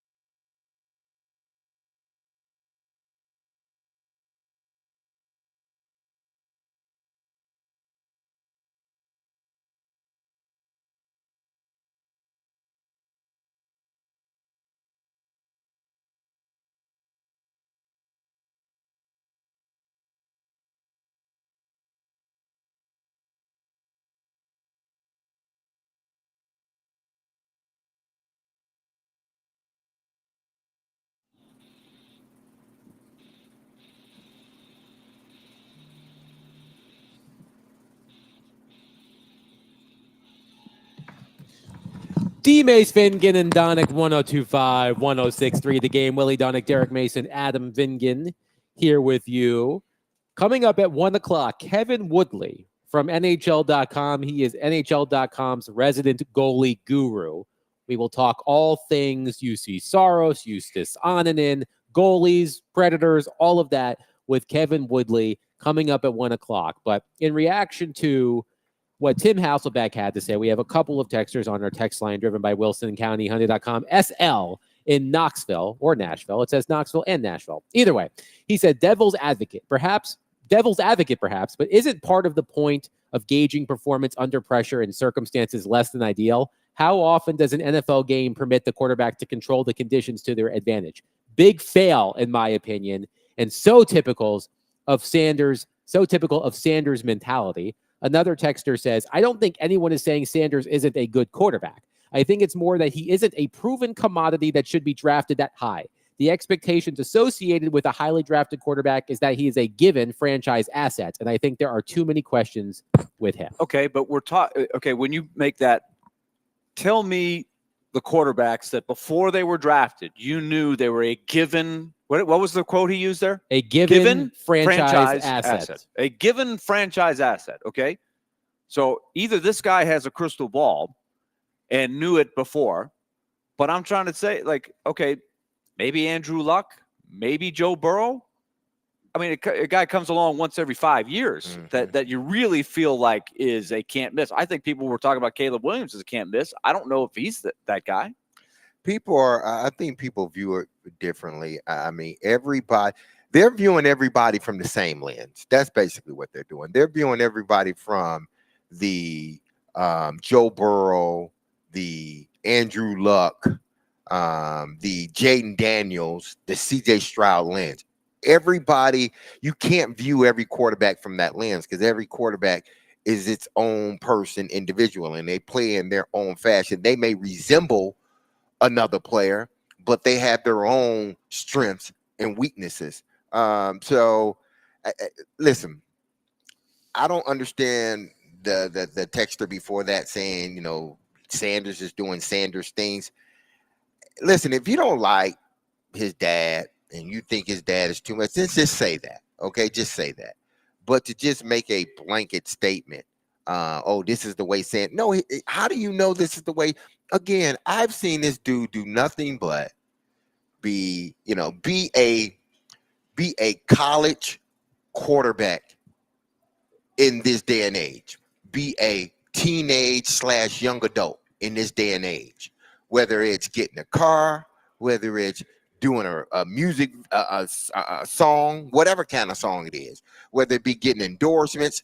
This is what this environment is about now. Whether you are a top athlete or not, this is par for the course. And until y'all start realizing that, y'all are not going to be sold on no quarterback at all. Look, at the end of the day, Shedeur Sanders is what we now know as a Nepo baby. That is what Shedeur Sanders is. They all are Nip. They all are. I don't know how y'all can just say he is. All of them are. Well, Shedeur Sanders is a Nepo baby in the sense that he has a famous dad. Not all of these quarterbacks have famous dads. No, but I'm saying is all of these quarterbacks are coddled. Every quarterback, top quarterback, all of these quarterbacks don't do nothing on their own. They're coddled, everything. So they're all. But I understand from the standpoint of their dad being who he is. He is a Nepo baby. Yes. We see it in Hollywood all the time. Mm-hmm. Actors getting roles because they may be somebody's kid. Sometimes it's not what you know, it's who you know. Yeah. And I think as advantageous as it has been for Shedeur Sanders throughout his life to be the son of Deion Sanders, this process, it's sort of flipping it around on him. Mm-hmm. If we've said this before, if Shedeur Sanders was Shedeur Vingan instead of, or that's a weird name, Shedeur Vingan. Yes, it is. If Shedeur Sanders was Shedeur Vingan, we wouldn't be having these conversations. It's because he's Shedeur Sanders that we're having these conversations. And for as many doors have been opened for Shedeur Sanders by being the son of Deion Sanders, his last name is warping the perception of his ability in this process. That, I mean, it's a look, being the kid of a famous person, and now you're famous yourself. It's a blessing and a curse, and that's what Shedeur Sanders is experiencing right now. Well, listen, it happened to Eli, but it didn't happen to this extent. And I'm sure it happened with Peyton because of who their dad was. You know, they took some criticism for that. And okay, but Peyton proved to be one of the greatest quarterbacks of all times, and Eli won 2 Super Bowls with 2 Super Bowl MVPs. So they're going to take their flat because of who the parent is, if they have a famous parent. But I think sometimes people just go a little bit too far in regards to Shedeur Sanders. And to me, let the play on the field be the deciding factor. He's gonna, yes, you want him to be all about football. I get it. You want your guy to be all about football. But just because he has a life doesn't mean he's still not all about football. Just because he has hobbies doesn't mean he's not all about football. I think that's where people start to show their sort of, bias, or lack of bias, when you don't like a person. So you start to point at every little thing that they do. But that doesn't mean that he's not all about football. Listen, I was all about competing. Okay. But when I came home, I was about the people in my house, or I was about watching movies because I love movies, or I was about playing video games early on. But that didn't mean I didn't get the job done, or that football wasn't important to me. It was. That was the other thing. I had my personal life, then I had my football life. I didn't slack on my football life. I didn't slack on my personal life. At least I don't think I did. I tried not to. But just because somebody has other hobbies or other things they like doing doesn't mean they're not all about ball. And that's the mistake that people are making. And that's because GMs are making you seem to believe that, we don't want nobody. If you don't think, eat, drink football 24/7, we don't want you on our team. And that is a damn lie. 615-737-1025. We will park the Shedeur Sanders conversation here for a moment.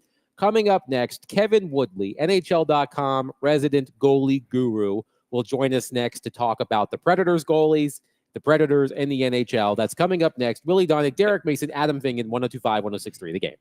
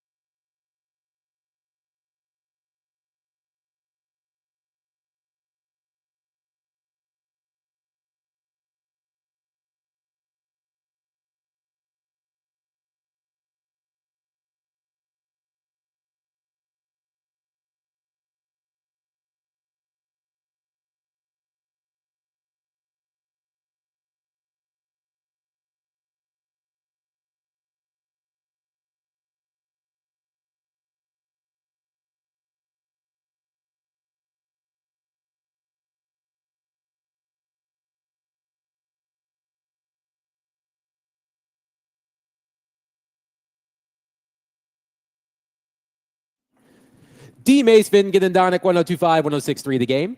Broadcasting from the Busy Bee Plumbing, Heating, and Air Conditioning Game Nashville studios, home of the $99 yearly Beehive membership where the buzz is always about great service. Willie Donick, Derek Mason, Adam Vingan here with you, joined on our phone line, driven by WilsonCountyHyundai.com by Kevin Woodley of NHL.com, NHL.com's resident goalie guru. Kevin, I'm glad you're on the show. Good to talk to you. As you might imagine, we've spent a lot of time this season discussing the play of UC Saros, which has not been where we are accustomed to seeing UC Saros this season. We're happy to have you because you can get into the technical aspect of goaltending with us. As you analyze UC Saros' play this season, what are you seeing that might be different from him than in past seasons? Well, what if I before we get to the technical, I talked about some of the statistical evidence, some of the, working and having access to ClearSight Analytics, which does as good a job, I would argue, a better job than anyone of actually rating shot quality and breaking it down. That's one of the things that jumps out at me is just how low his expected save percentage is. It's the 12th lowest in the National Hockey League amongst any goalie that's seen 250 chances this year. The only guy who's sort of playing workhorse number one minutes that has lower expected, so a tougher defensive environment among the sort of the starters are Igor Shesterkin and Alex Nedeljkovic. Like everybody else that sort of has a harder environment around them isn't playing nearly as much. So I think that goes into it a little bit. And I guess I would ask this question too, from a performance standpoint. Where do people think UC ranks right now in the National Hockey League? I think most people, Kevin, look at the back of your hockey card kind of numbers: wins, losses, save percentage, goals against, and they compare it to past years, and they say he's having a bad year, or he's overrated, or hey, oh my gosh, they just signed this guy to an 8-year contract. Is he going down the tubes? But you can put it in context a lot better. For example, Adam and I just looked it up recently. We've been tracking this. In terms of success, right, in wins and losses, he is by far the goalie that gets the lowest goal support, right? He's got 2.1 goals per game in his starts, and of goalies that have played 25 or more games, that's by far the fewest per start. So you have to look, beneath the surface to try to analyze in context his performance. So this is a tough job. Exactly. And I guess that's, there's two parts to that, right? And actually you bring up a great point about run support. I remember back when I was first sort of starting to dig into the world of goaltending at this level, Mika Kiprusoff was one of the best in the league at that time. And the Flames played a very defensive style of game. And it was the first time I sort of went around the league and asked as many goalies as I could, like, hey, what would you rather have? A team that locks it down defensively, but might not score for you, or a team that's going to give up some chances and your job is a little tougher, but they're going to put the puck in the net and you've got some margin for error. And unanimously, guys would choose the margin for error. Give me a team that can score. So you give me that statistic, and I gave you the one I had about the environment. And what that tells me is he's got neither. So not only is he facing tougher chances than most of his peers, like I said, Shesterkin's sort of the only guy at that top tier playing that much that's got a tougher environment, but he's also not getting the run support. So it's a pretty tough way to live as a goaltender. And listen, the other part here is I'm not looking to make excuses. You brought the goalie guy on, so he's automatically going to bail out the goaltender. I'm waiting for the replies on X already, right? Yes. And inherently, I do want to avoid that little at the door to take away the goalie union card. But when I look at these numbers, UC Saros, yes, is he in the top 10 in the league in adjusted save percentage, which matters much more to me than actual save percentage. And that's where he has been for the past number of years. No, he slipped.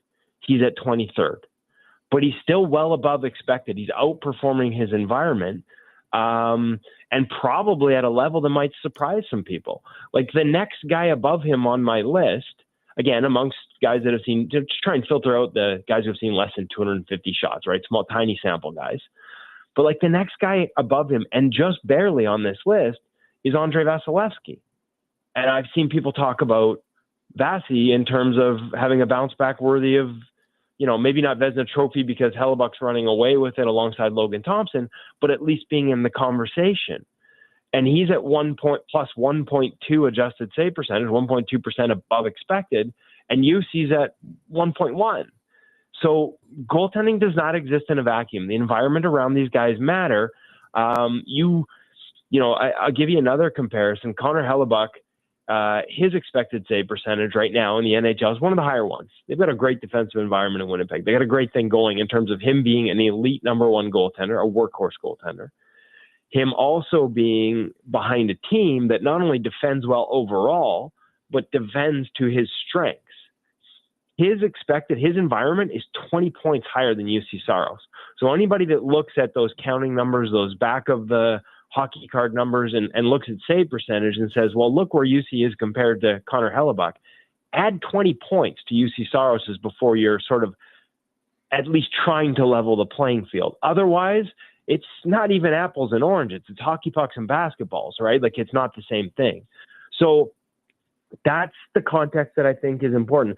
And I'm going to be honest with you, I'm just going to add a couple filters here because about a third of the way through the season, and I know things were not going well in Nashville, one of the things that I said to, because I have a number of weekly radio shows that I do across the country here in Canada with a couple different networks.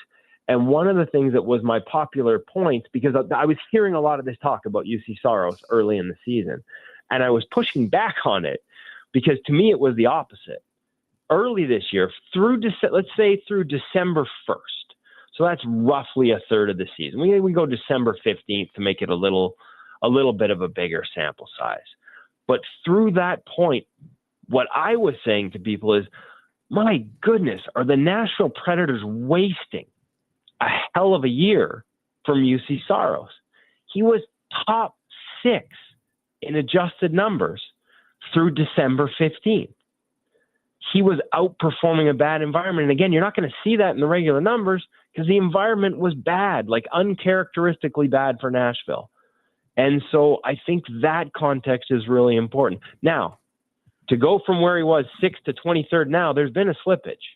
And my argument over the past number of years, and as I build up more sort of sample size and experience with sort of how to judge guys, small samples, large samples, is that it can be really hard. What's one of the hardest things to do is to outperform a tough defensive environment for a long period of time. It's one of the things that we see with Jordan Binnington in St. Louis. I mean, the narrative after they won the Cup is they were a great defensive team, but pretty much after they won the Cup, they weren't.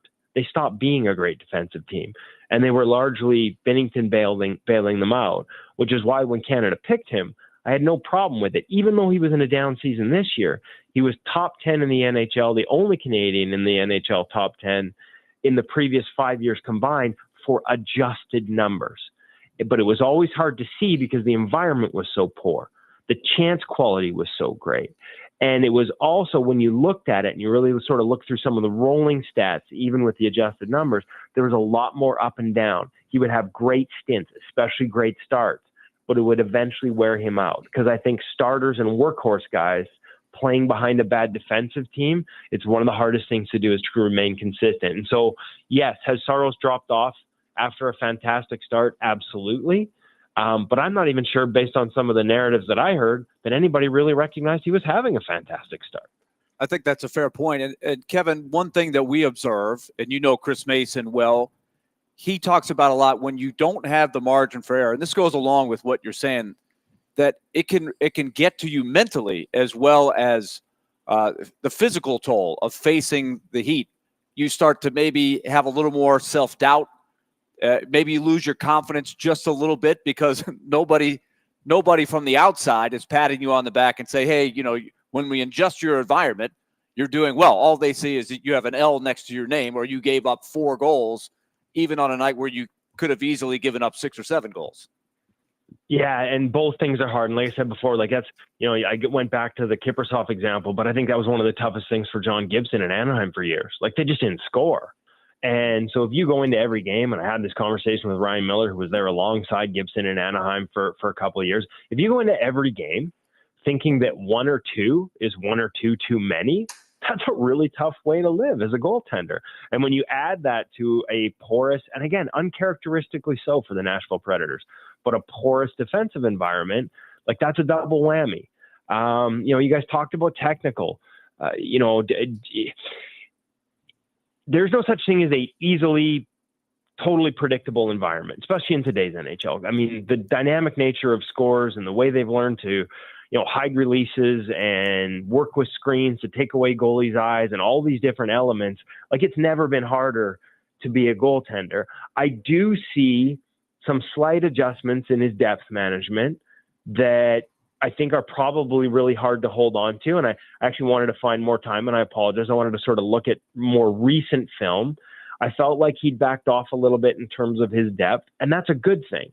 We're seeing that trend around the league, and it doesn't just have to be the obvious ones like Connor Hellebuck, but a guy like Dustin Wolf is breaking sort of the stereotypes of small goaltenders and this idea that because they're small, they need to be more aggressive. I mean, UC skates as well as anyone in the league. He beats plays on his skates, set and square, better than anyone in the league. And I think the sort of knee jerk to that is, well, then that means he can be further out because he's so fast. And while that's true to an extent, the nature of the game and the way goalies are being attacked make that harder and harder to do. We keep hearing about everything is east-west. Well, we need to start thinking about depth in terms of goaltending as not just north-south relative to the goal line, but east-west relative to the posts. And the further we play out in both directions, both north-south and east-west outside of our posts, the longer we have to travel to get to our next spot as all these plays are going east-west on us. And so this is a mindset that we're seeing maybe shift around the NHL. I'm seeing a number of goalies when I look at the top 10 list in the NHL, and I see guys like Logan Thompson who have adopted it, Dustin Wolf, Connor Hellebuck, all up there. I think it's something that can apply to UC. And in my conversation with him early in the year, it seemed to be something he was trying to apply. But when the environment's this tough, it's really hard to hold on to it. It's really hard to trust a change like that when you're, being asked to, for lack of a better term, stop bullets in your teeth, and there's all these great A's all around you. And when I look at his performance this year, he's actually really above in most categories: broken plays, scrambles, screens. He's outperforming his environment. It's lateral plays, slot line, east-west, and breakaways uncharacteristically where he's well below. So I think overall, his season isn't nearly as bad as it looks, and yet it's still true that it's not up to UC Saros standards. But I think you can find explanations for it by looking into what's going on in front of him as much, without ignoring, but as much as what he's trying to do in the crease. Now, with that being said, you talked a little bit about his size. And, watching them Four Nations, and you see these two huge goalies in Binnington and Hellebuck, and then you look at UC Saros, and he's one of the smaller goalies in the league. I think on average, we looked it up, and it was around 6'2" with the goalies, and not many of them fall below 6 feet. But UC is one of those guys.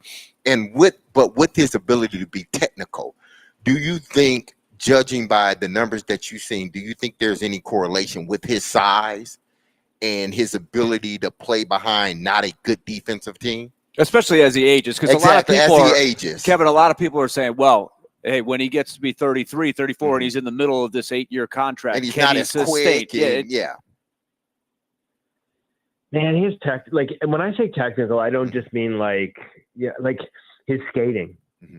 Right? Like, that's what I mean. Like, the efficiency, it's not just the speed and power, it's the efficiency of his skating that allows him to generate that speed and power and beat those plays to the spot. So a lot of that, to me, a lot of that speed is technical.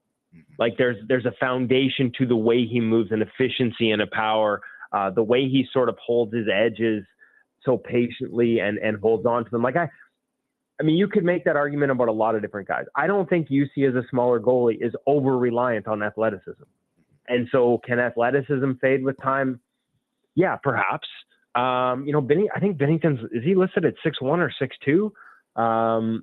we're seeing Dustin Wolf have success as a 6 foot, and that's probably a generous listing for him, goaltender with the Calgary Flames. I think it's really easy to look at size. I think it's the default even for a lot of coaches. But UC is one of a very small handful of guys that has produced elite numbers over several seasons in the past 3 years. And again, this year it's not in that elite top 10 category, but it's not as far down as people think. I'd be less worried about it, to be frank. I think you put this guy behind the structure at a base level that he's used to, and it's not like it was the 95 Devils he was playing behind before, but at least something a little more predictable. And you'll see him have the success that he's had in the past. I am far and away from being willing to cash my chips or eager to cash my chips on whatever UC Soros stock I've bought to this point. I just don't. If anything, we're actually seeing a trend. And you mentioned 6'2", and maybe that's the ideal, but we're starting to see success from guys that are, they used to be that everybody wanted 6'4", 6'5". And as the game gets so fast east-west, if the 6'4", 6'5" can't move, there's some thought and some talk and some trend around the guys who are 6'1", 6'2", and maybe even 6 foot, maybe being better suited for that game. I mean, you can't replace the square footage that a bigger goalie covers, but if you can't get side to side without closing up holes, then it doesn't do you much good in a lot of the way that teams are attacking today, or it doesn't do you as much good as maybe people thought before the game shifted to all this east-west play and low slot line attacks, and understanding that making a goalie go from one side of his crease to the other is your best way to score on him. So there are elements, screens and stuff that will be harder for him, but I'm not selling my UC Soros stock anytime soon. Kevin, real quick before we let you go, I know you've got something coming up around the corner here, but the other thing that comes up when you have, the standards are high, he signs a long-term contract, you're in the shadows of Pekka Rinne, hasn't won a playoff series. How much do you put that on a particular goalie? How many has he had healthy? 1? 3.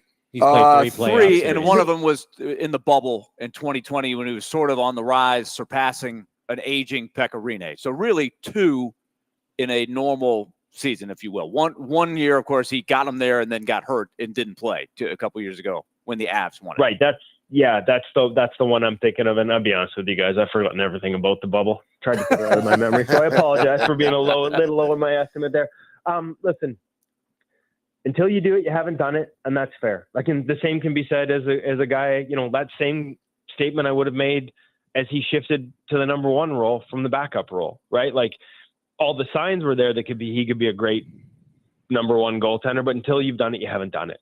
And so you could say that of the playoffs. It's funny. I thought the Canucks did a really good job last year of creating chaos around him, and that there might have been a little bit of positional chase in his game in and outside and around his post, and that they got him scrambling in a way that I felt was almost uncharacteristic and maybe needed to become uncharacteristic. And when I talked about the depth changes he was making in my conversation with him earlier this year, I felt like that was in part a reaction to that. And I thought those were all positive changes. But it's really hard to hold on to those when everything around you isn't going well, when you don't have positive results to reinforce those types of changes. So, I mean, maybe that criticism is fair. I just, top of my head, and obviously you guys know the Predators and expectations a hell of a lot better than I do up here in Vancouver, where the expectations have been quite low for quite a long time. But, I wouldn't know how many of those series he was favored in. They were favored in. I don't have it in front of me to look up how he's performed relative to it. I know talking to some people there after last year's playoffs, I think they were surprised to see again that his numbers, even though I thought there were things in his game that he could adjust, and I think he has, that his numbers last year in the playoffs, again, relative to the type of quality they gave up, he wasn't the problem. And so to me, it always sort of comes back to that. And I get it. You sign him to a big contract and you sign your goalie to that, that elite level contract, and you expect them to be able to maybe steal one. But when the environment gets as loose as it has gotten this year, and I think in the playoffs too, you can make that argument. When I looked up the numbers last year, at some point, there's only so much the goalie can do. And, in game 6, where he holds them, he holds Vancouver to 1, and they just can't beat a guy at the other end who ended up being quite beatable by the end of the next round. I don't know that I pin that on UC Saros. Kevin Woodley of NHL.com joining us on D-Mace, Vingin and Donick. Kevin, thank you so much for your time. We'll talk soon. Thanks, guys. Kevin Great Woodley stuff. joining us on the program, 615-737-1025. We will discuss what Kevin said there. We'll also continue a conversation I heard on Robbie and Rex Road this morning. Willie Donick, Derek Mason, Adam Vingin, 1025-1063, The Game.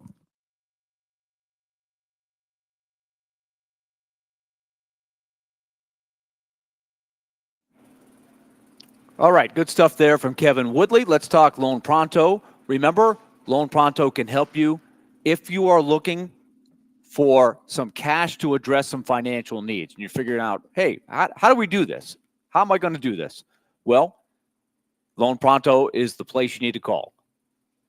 They can help you do it, and they can get you that money in a hurry through their great program and their engine of converting home equity into cold, hard cash. You can pay off credit card bills. You can pay tuitions. You can pay off car loans. You can start a home remodel. And they can get this done with no paperwork, no cumbersome process, no junk fees, and often not even an appraisal. You can get approved in as little as 1 day with no hard credit pull up front. Just go to loanpronto.com and find out more, or call 615-499-5780. That's loanpronto.com, or call 615-499-5780. Get the money you need from your home's equity. That's your money. You can use it if you need it. Equal housing lender, NMLS 166-1781, subject to lender approval, NMLSconsumeraccess.org.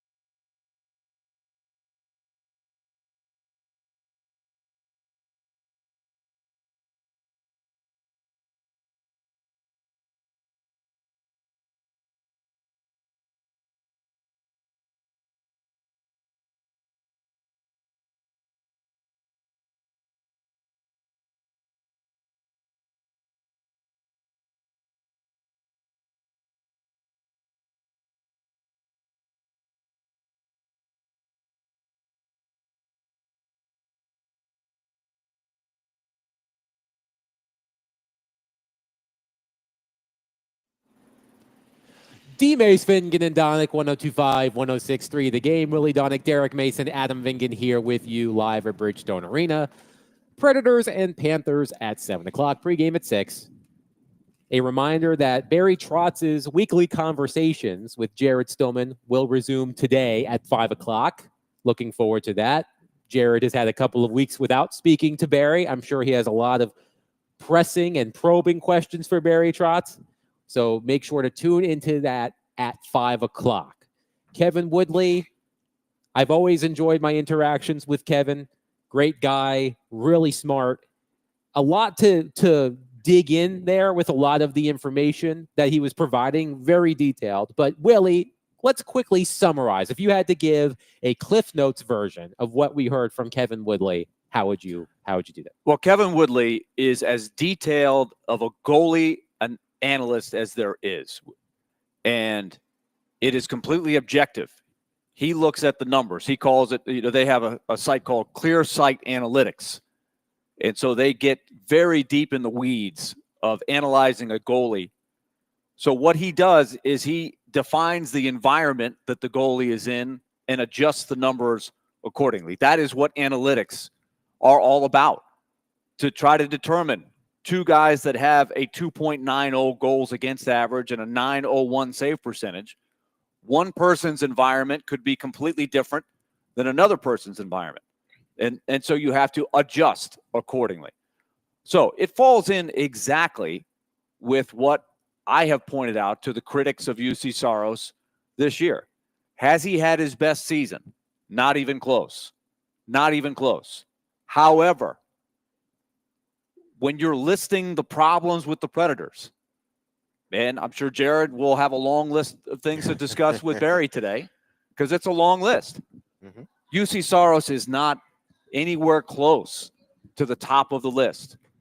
So what did I hear Kevin say? He's got UC Saros has the lowest goal support in the league, 2.21 goals his team scores for him when he starts. 2.21. So you give up 2, you're in big trouble. You give up 3, you're losing most nights, and that's what's happened.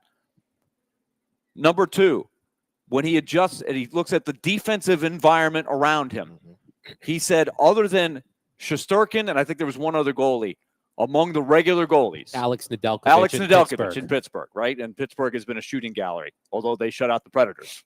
Right? They shut out the Predators the other night, or not too long ago. Which is making your point about goals. Yeah. Yes. I suppose.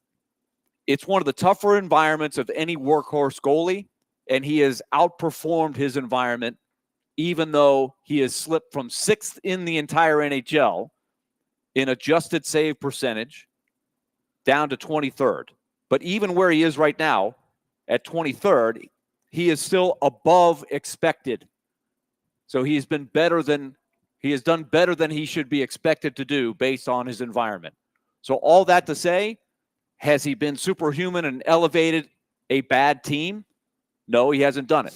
But if you can get back to Predators hockey, and that won't be until next year, UC Saros is the least of your problems. That is how I assessed it, and I think he is as in-depth as it gets when it comes to looking at those numbers. Speaking of what remains of this Predator season, Robbie and Rex Road had a detailed discussion this morning about Andrew Burnett. We've talked about Andrew Burnett. Jared talked about Andrew Burnett yesterday. It's going to continue to be a topic of conversation through the remainder of the regular season. The Predators have 26 games left on their schedule. I've made the argument that Andrew Burnett is a good coach, but he may not be the right coach for this group. I think Robbie is there. I think Jared is there. I think a lot of Predators fans are there as well. My question for the two of you is, how much does Andrew Burnett have to prove over these final 26 games of the regular season to show that he can be part of the solution?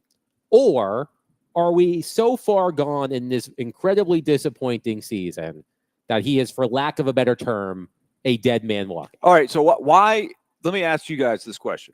why is it only a conversation about Andrew Brunette and not a conversation of how much of it is Andrew Brunette, how much of it is Barry Trotz with his roster construction, and how much do you put on the players just flat out not getting it done? That's All right. the nature of the beast. That is, That's so- the nature of the beast. we can certainly discuss the roster construction.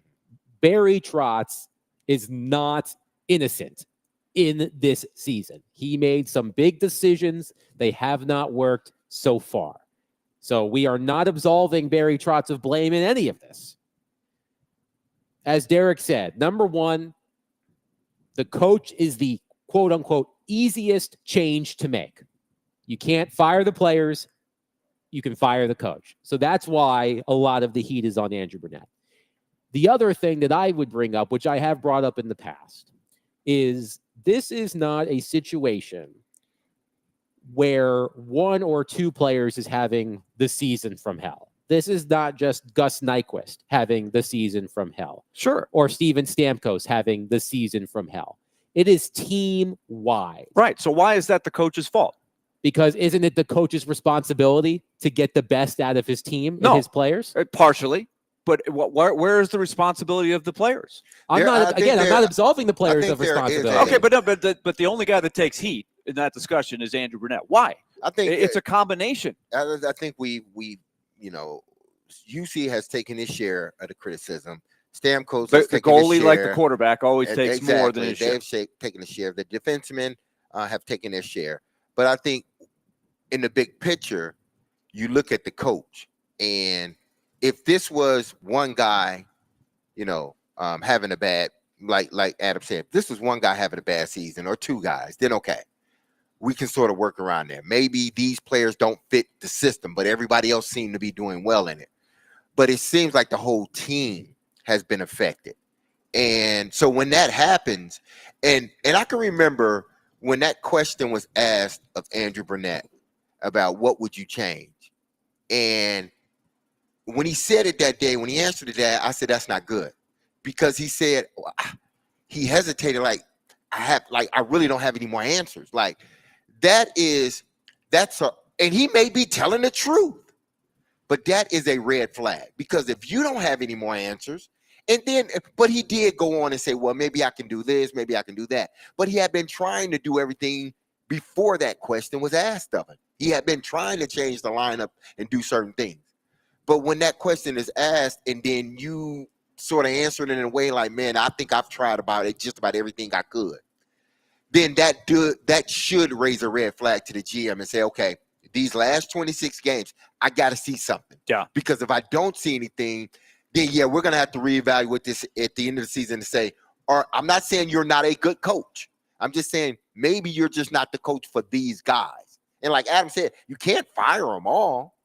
Yeah, look, I'm not trying to say Andrew Brunette is clear of any criticism. There are a lot of things. And Adam, way back in, I guess it was probably November, we started talking about this. He has not really put his thumb down and taken playing time away from star players and demanded. It's not his style. That bothered me a lot. Right? It is not his style. And maybe that's what this team needed a little bit earlier, a little bit more of a drill sergeant. Now it don't matter. It's too late now to change, right? Yeah. And so I think that is really where the discussion is when you hit the reset button next year, will it go better with the right tweaks to the roster, right? This is all a combination that you have to get to.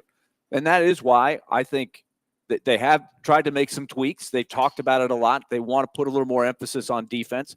The problem is they don't have an NHL defense core right now.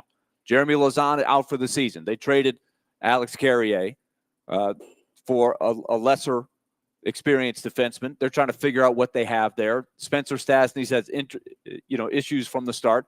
Brady Shea and Roman Josi have probably had their worst seasons in the NHL. They've had terrible seasons. I don't know how much physical ailments that there have been in there. I think there have been with Roman Josi, but they have struggled mightily, and they have a lot of borderline NHL players or young defensemen trying to get in there and play, and they have had a terrible defensive environment and they don't score. So you put all that together, it's creating a lot of problems for the team. It's almost like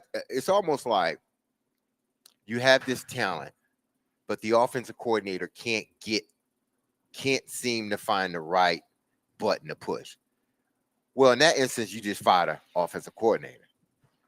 Well, I mean, this isn't Bruno's system. This is his system. Yeah. And so I think he is, it's in a way, his background, he's kind of like his background is an offensive coordinator, so to speak. Yeah. So what do you do in a situation like this? It's a fair question. And I do think if I'm Barry Trotz, I want to see if the guys continue to play for him.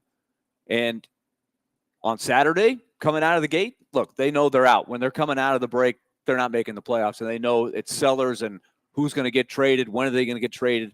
That's a tough thing to play through, especially when you've been on a lot of good teams in your career, like a Steven Stamkos, Brady Shea. They haven't played on teams like this, right? They've never played on a team that's been selling, or at least not since Steven Stamkos was probably 18 or 19 years old, right? This is tough.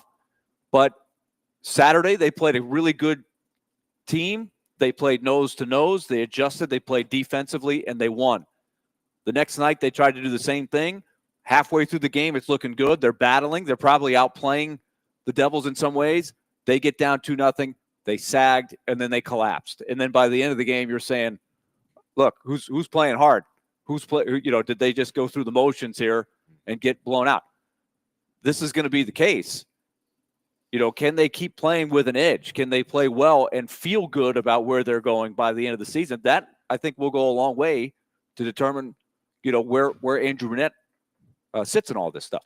615-737-1025. Barry Trotz will join Jared Stillman at this very desk at 5 o'clock. Predators and Panthers at 7. Pregame at 6, right here on 102.5, 106.3 The Game. We will wrap up the show next. Willie Dunick, Derek Mason, Adam Vingan, 102.5, 106.3 The Game.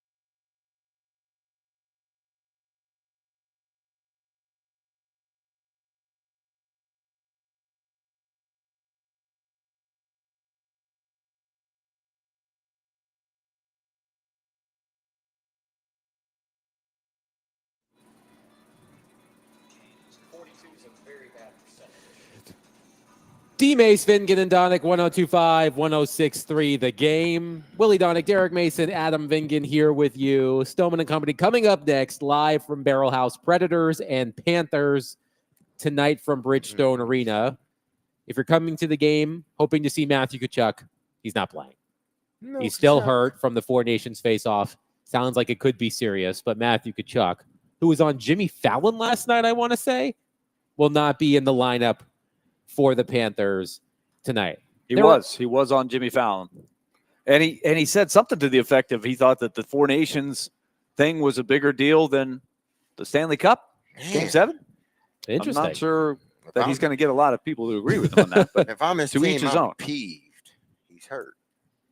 he's I'm hurt. upset. You're upset that he went on the show? Yeah. No, I'm upset that he That played he's the hurt- game. that the he's Four hurt in the Nations, tournament? Yeah. Okay. And then now we don't have his services for the season, at least for now. Anyway. Yeah, but I would they're be going to be upset as a there. GM. The Panthers are going to be there.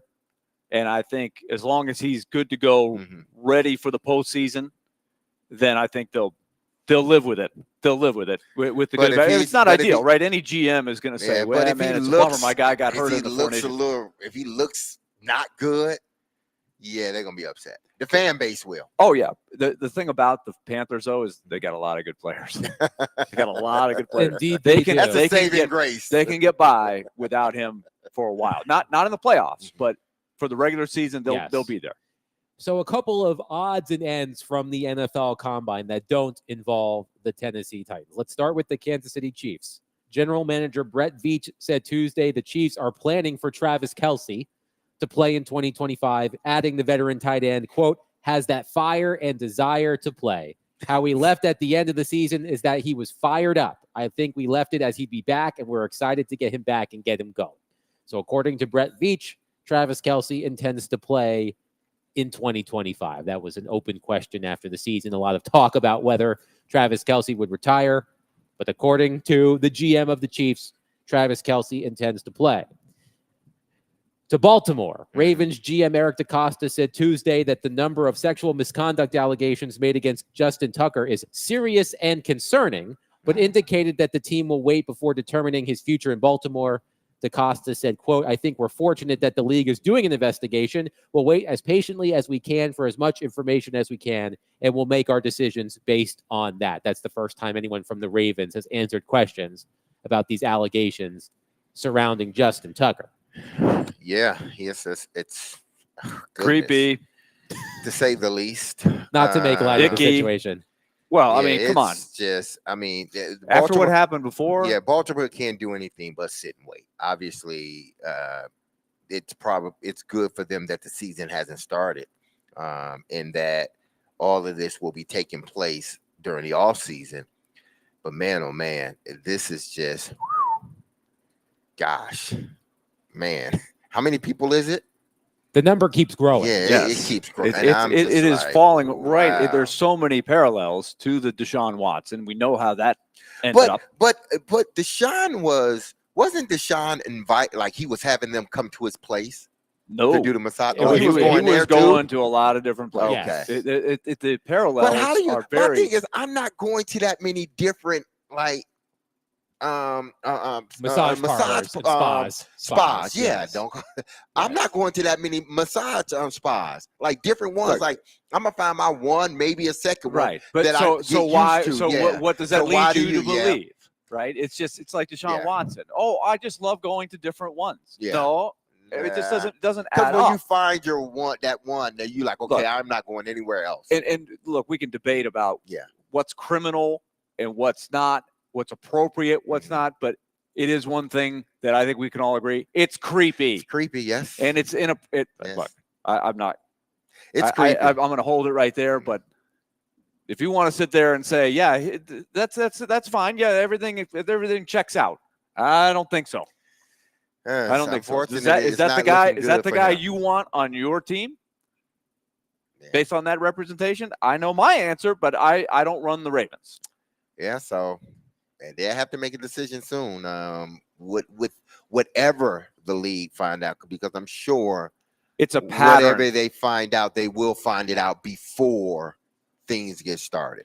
And finally, in Atlanta, Mhm. Falcons GM Terry Fontenot and coach Raheem Morris said Tuesday at the Combine that the team was unaware quarterback Kirk Cousins was dealing with an injury late in the 2024 season. Cousins said on NFL Network during Super Bowl week that he got hit in the Week 10 game with the New Orleans Saints and hurt his right shoulder and right elbow. The arm, Cousins said, never got back to where he wanted it to be the rest of the season. Apparently, the GM and the coach were unaware that he was dealing with these injuries. See, Kurt, if you were dealing Trainers with it, never yeah, talked to him or anything. that's what I'm saying. If you were dealing with an injury, you told the trainer that you were dealing with an injury significant enough that it was hampering your play, then I would just assume the head coach and the GM would know. So listen, maybe it was hurting them, but did you tell the trainers it was hurting, or you just had a little problem with it, or did you tell them it was affecting your play? So, according to this story, the Falcons put Cousins on the injury report one day during Week 11, mentioning that he was limited in practice, a walkthrough specifically, due to a right shoulder and right elbow issue. Cousins chalked up that injury report appearance to a clerical error when asked after Atlanta's Week 11 game with the Denver Broncos. So he can't say anything now. There's no need for you to come out and say anything now. If you wanted to correct it back then, you can't then now say, well, I was dealing with shoulder and elbow problems. Well, you didn't think it was significant enough that you left it on there, that you didn't come out and say, well, no, that was a clerical a mistake. Clerical error, yes. Yeah. So I love you, Kurt. You're a Spartan, but man, oh man, that don't look good. If the Falcons release Cousins before the start of the 2025 league year, Cousins would not get a $10 million roster bonus, and the team would get hit with $65 million in dead money, coming from his fully guaranteed base salary of $27.5 million and $37.5 million in remaining proration per roster management system. I just keep him on the roster. I keep him on the roster. They because would like to get compensation back from Cousins rather than releasing him outright. Good luck. Yep, you ain't getting nothing. Ain't nobody gonna give you nothing. I would rather just keep him because you're not paying your starting quarterback any money. Right? So I'd rather just keep him at least for a year. Yeah, nobody's touching Kirk Cousins if it Mhm. requires a trade. Yeah. He will just be a very, very, very, very, very, very expensive backup quarterback. Exactly. Yes, that's Hey, a tough spot for keep Atlanta. making that money, Kurt. Keep making it, boy. You made more than just about every starting quarterback in the National Football League. I believe over it the was. last I believe it was 5 Beyonce. years. I believe it was Beyonce that said, "Best revenge is your paper." Exactly. There you Best go. revenge is your paper. That'll do it for us today.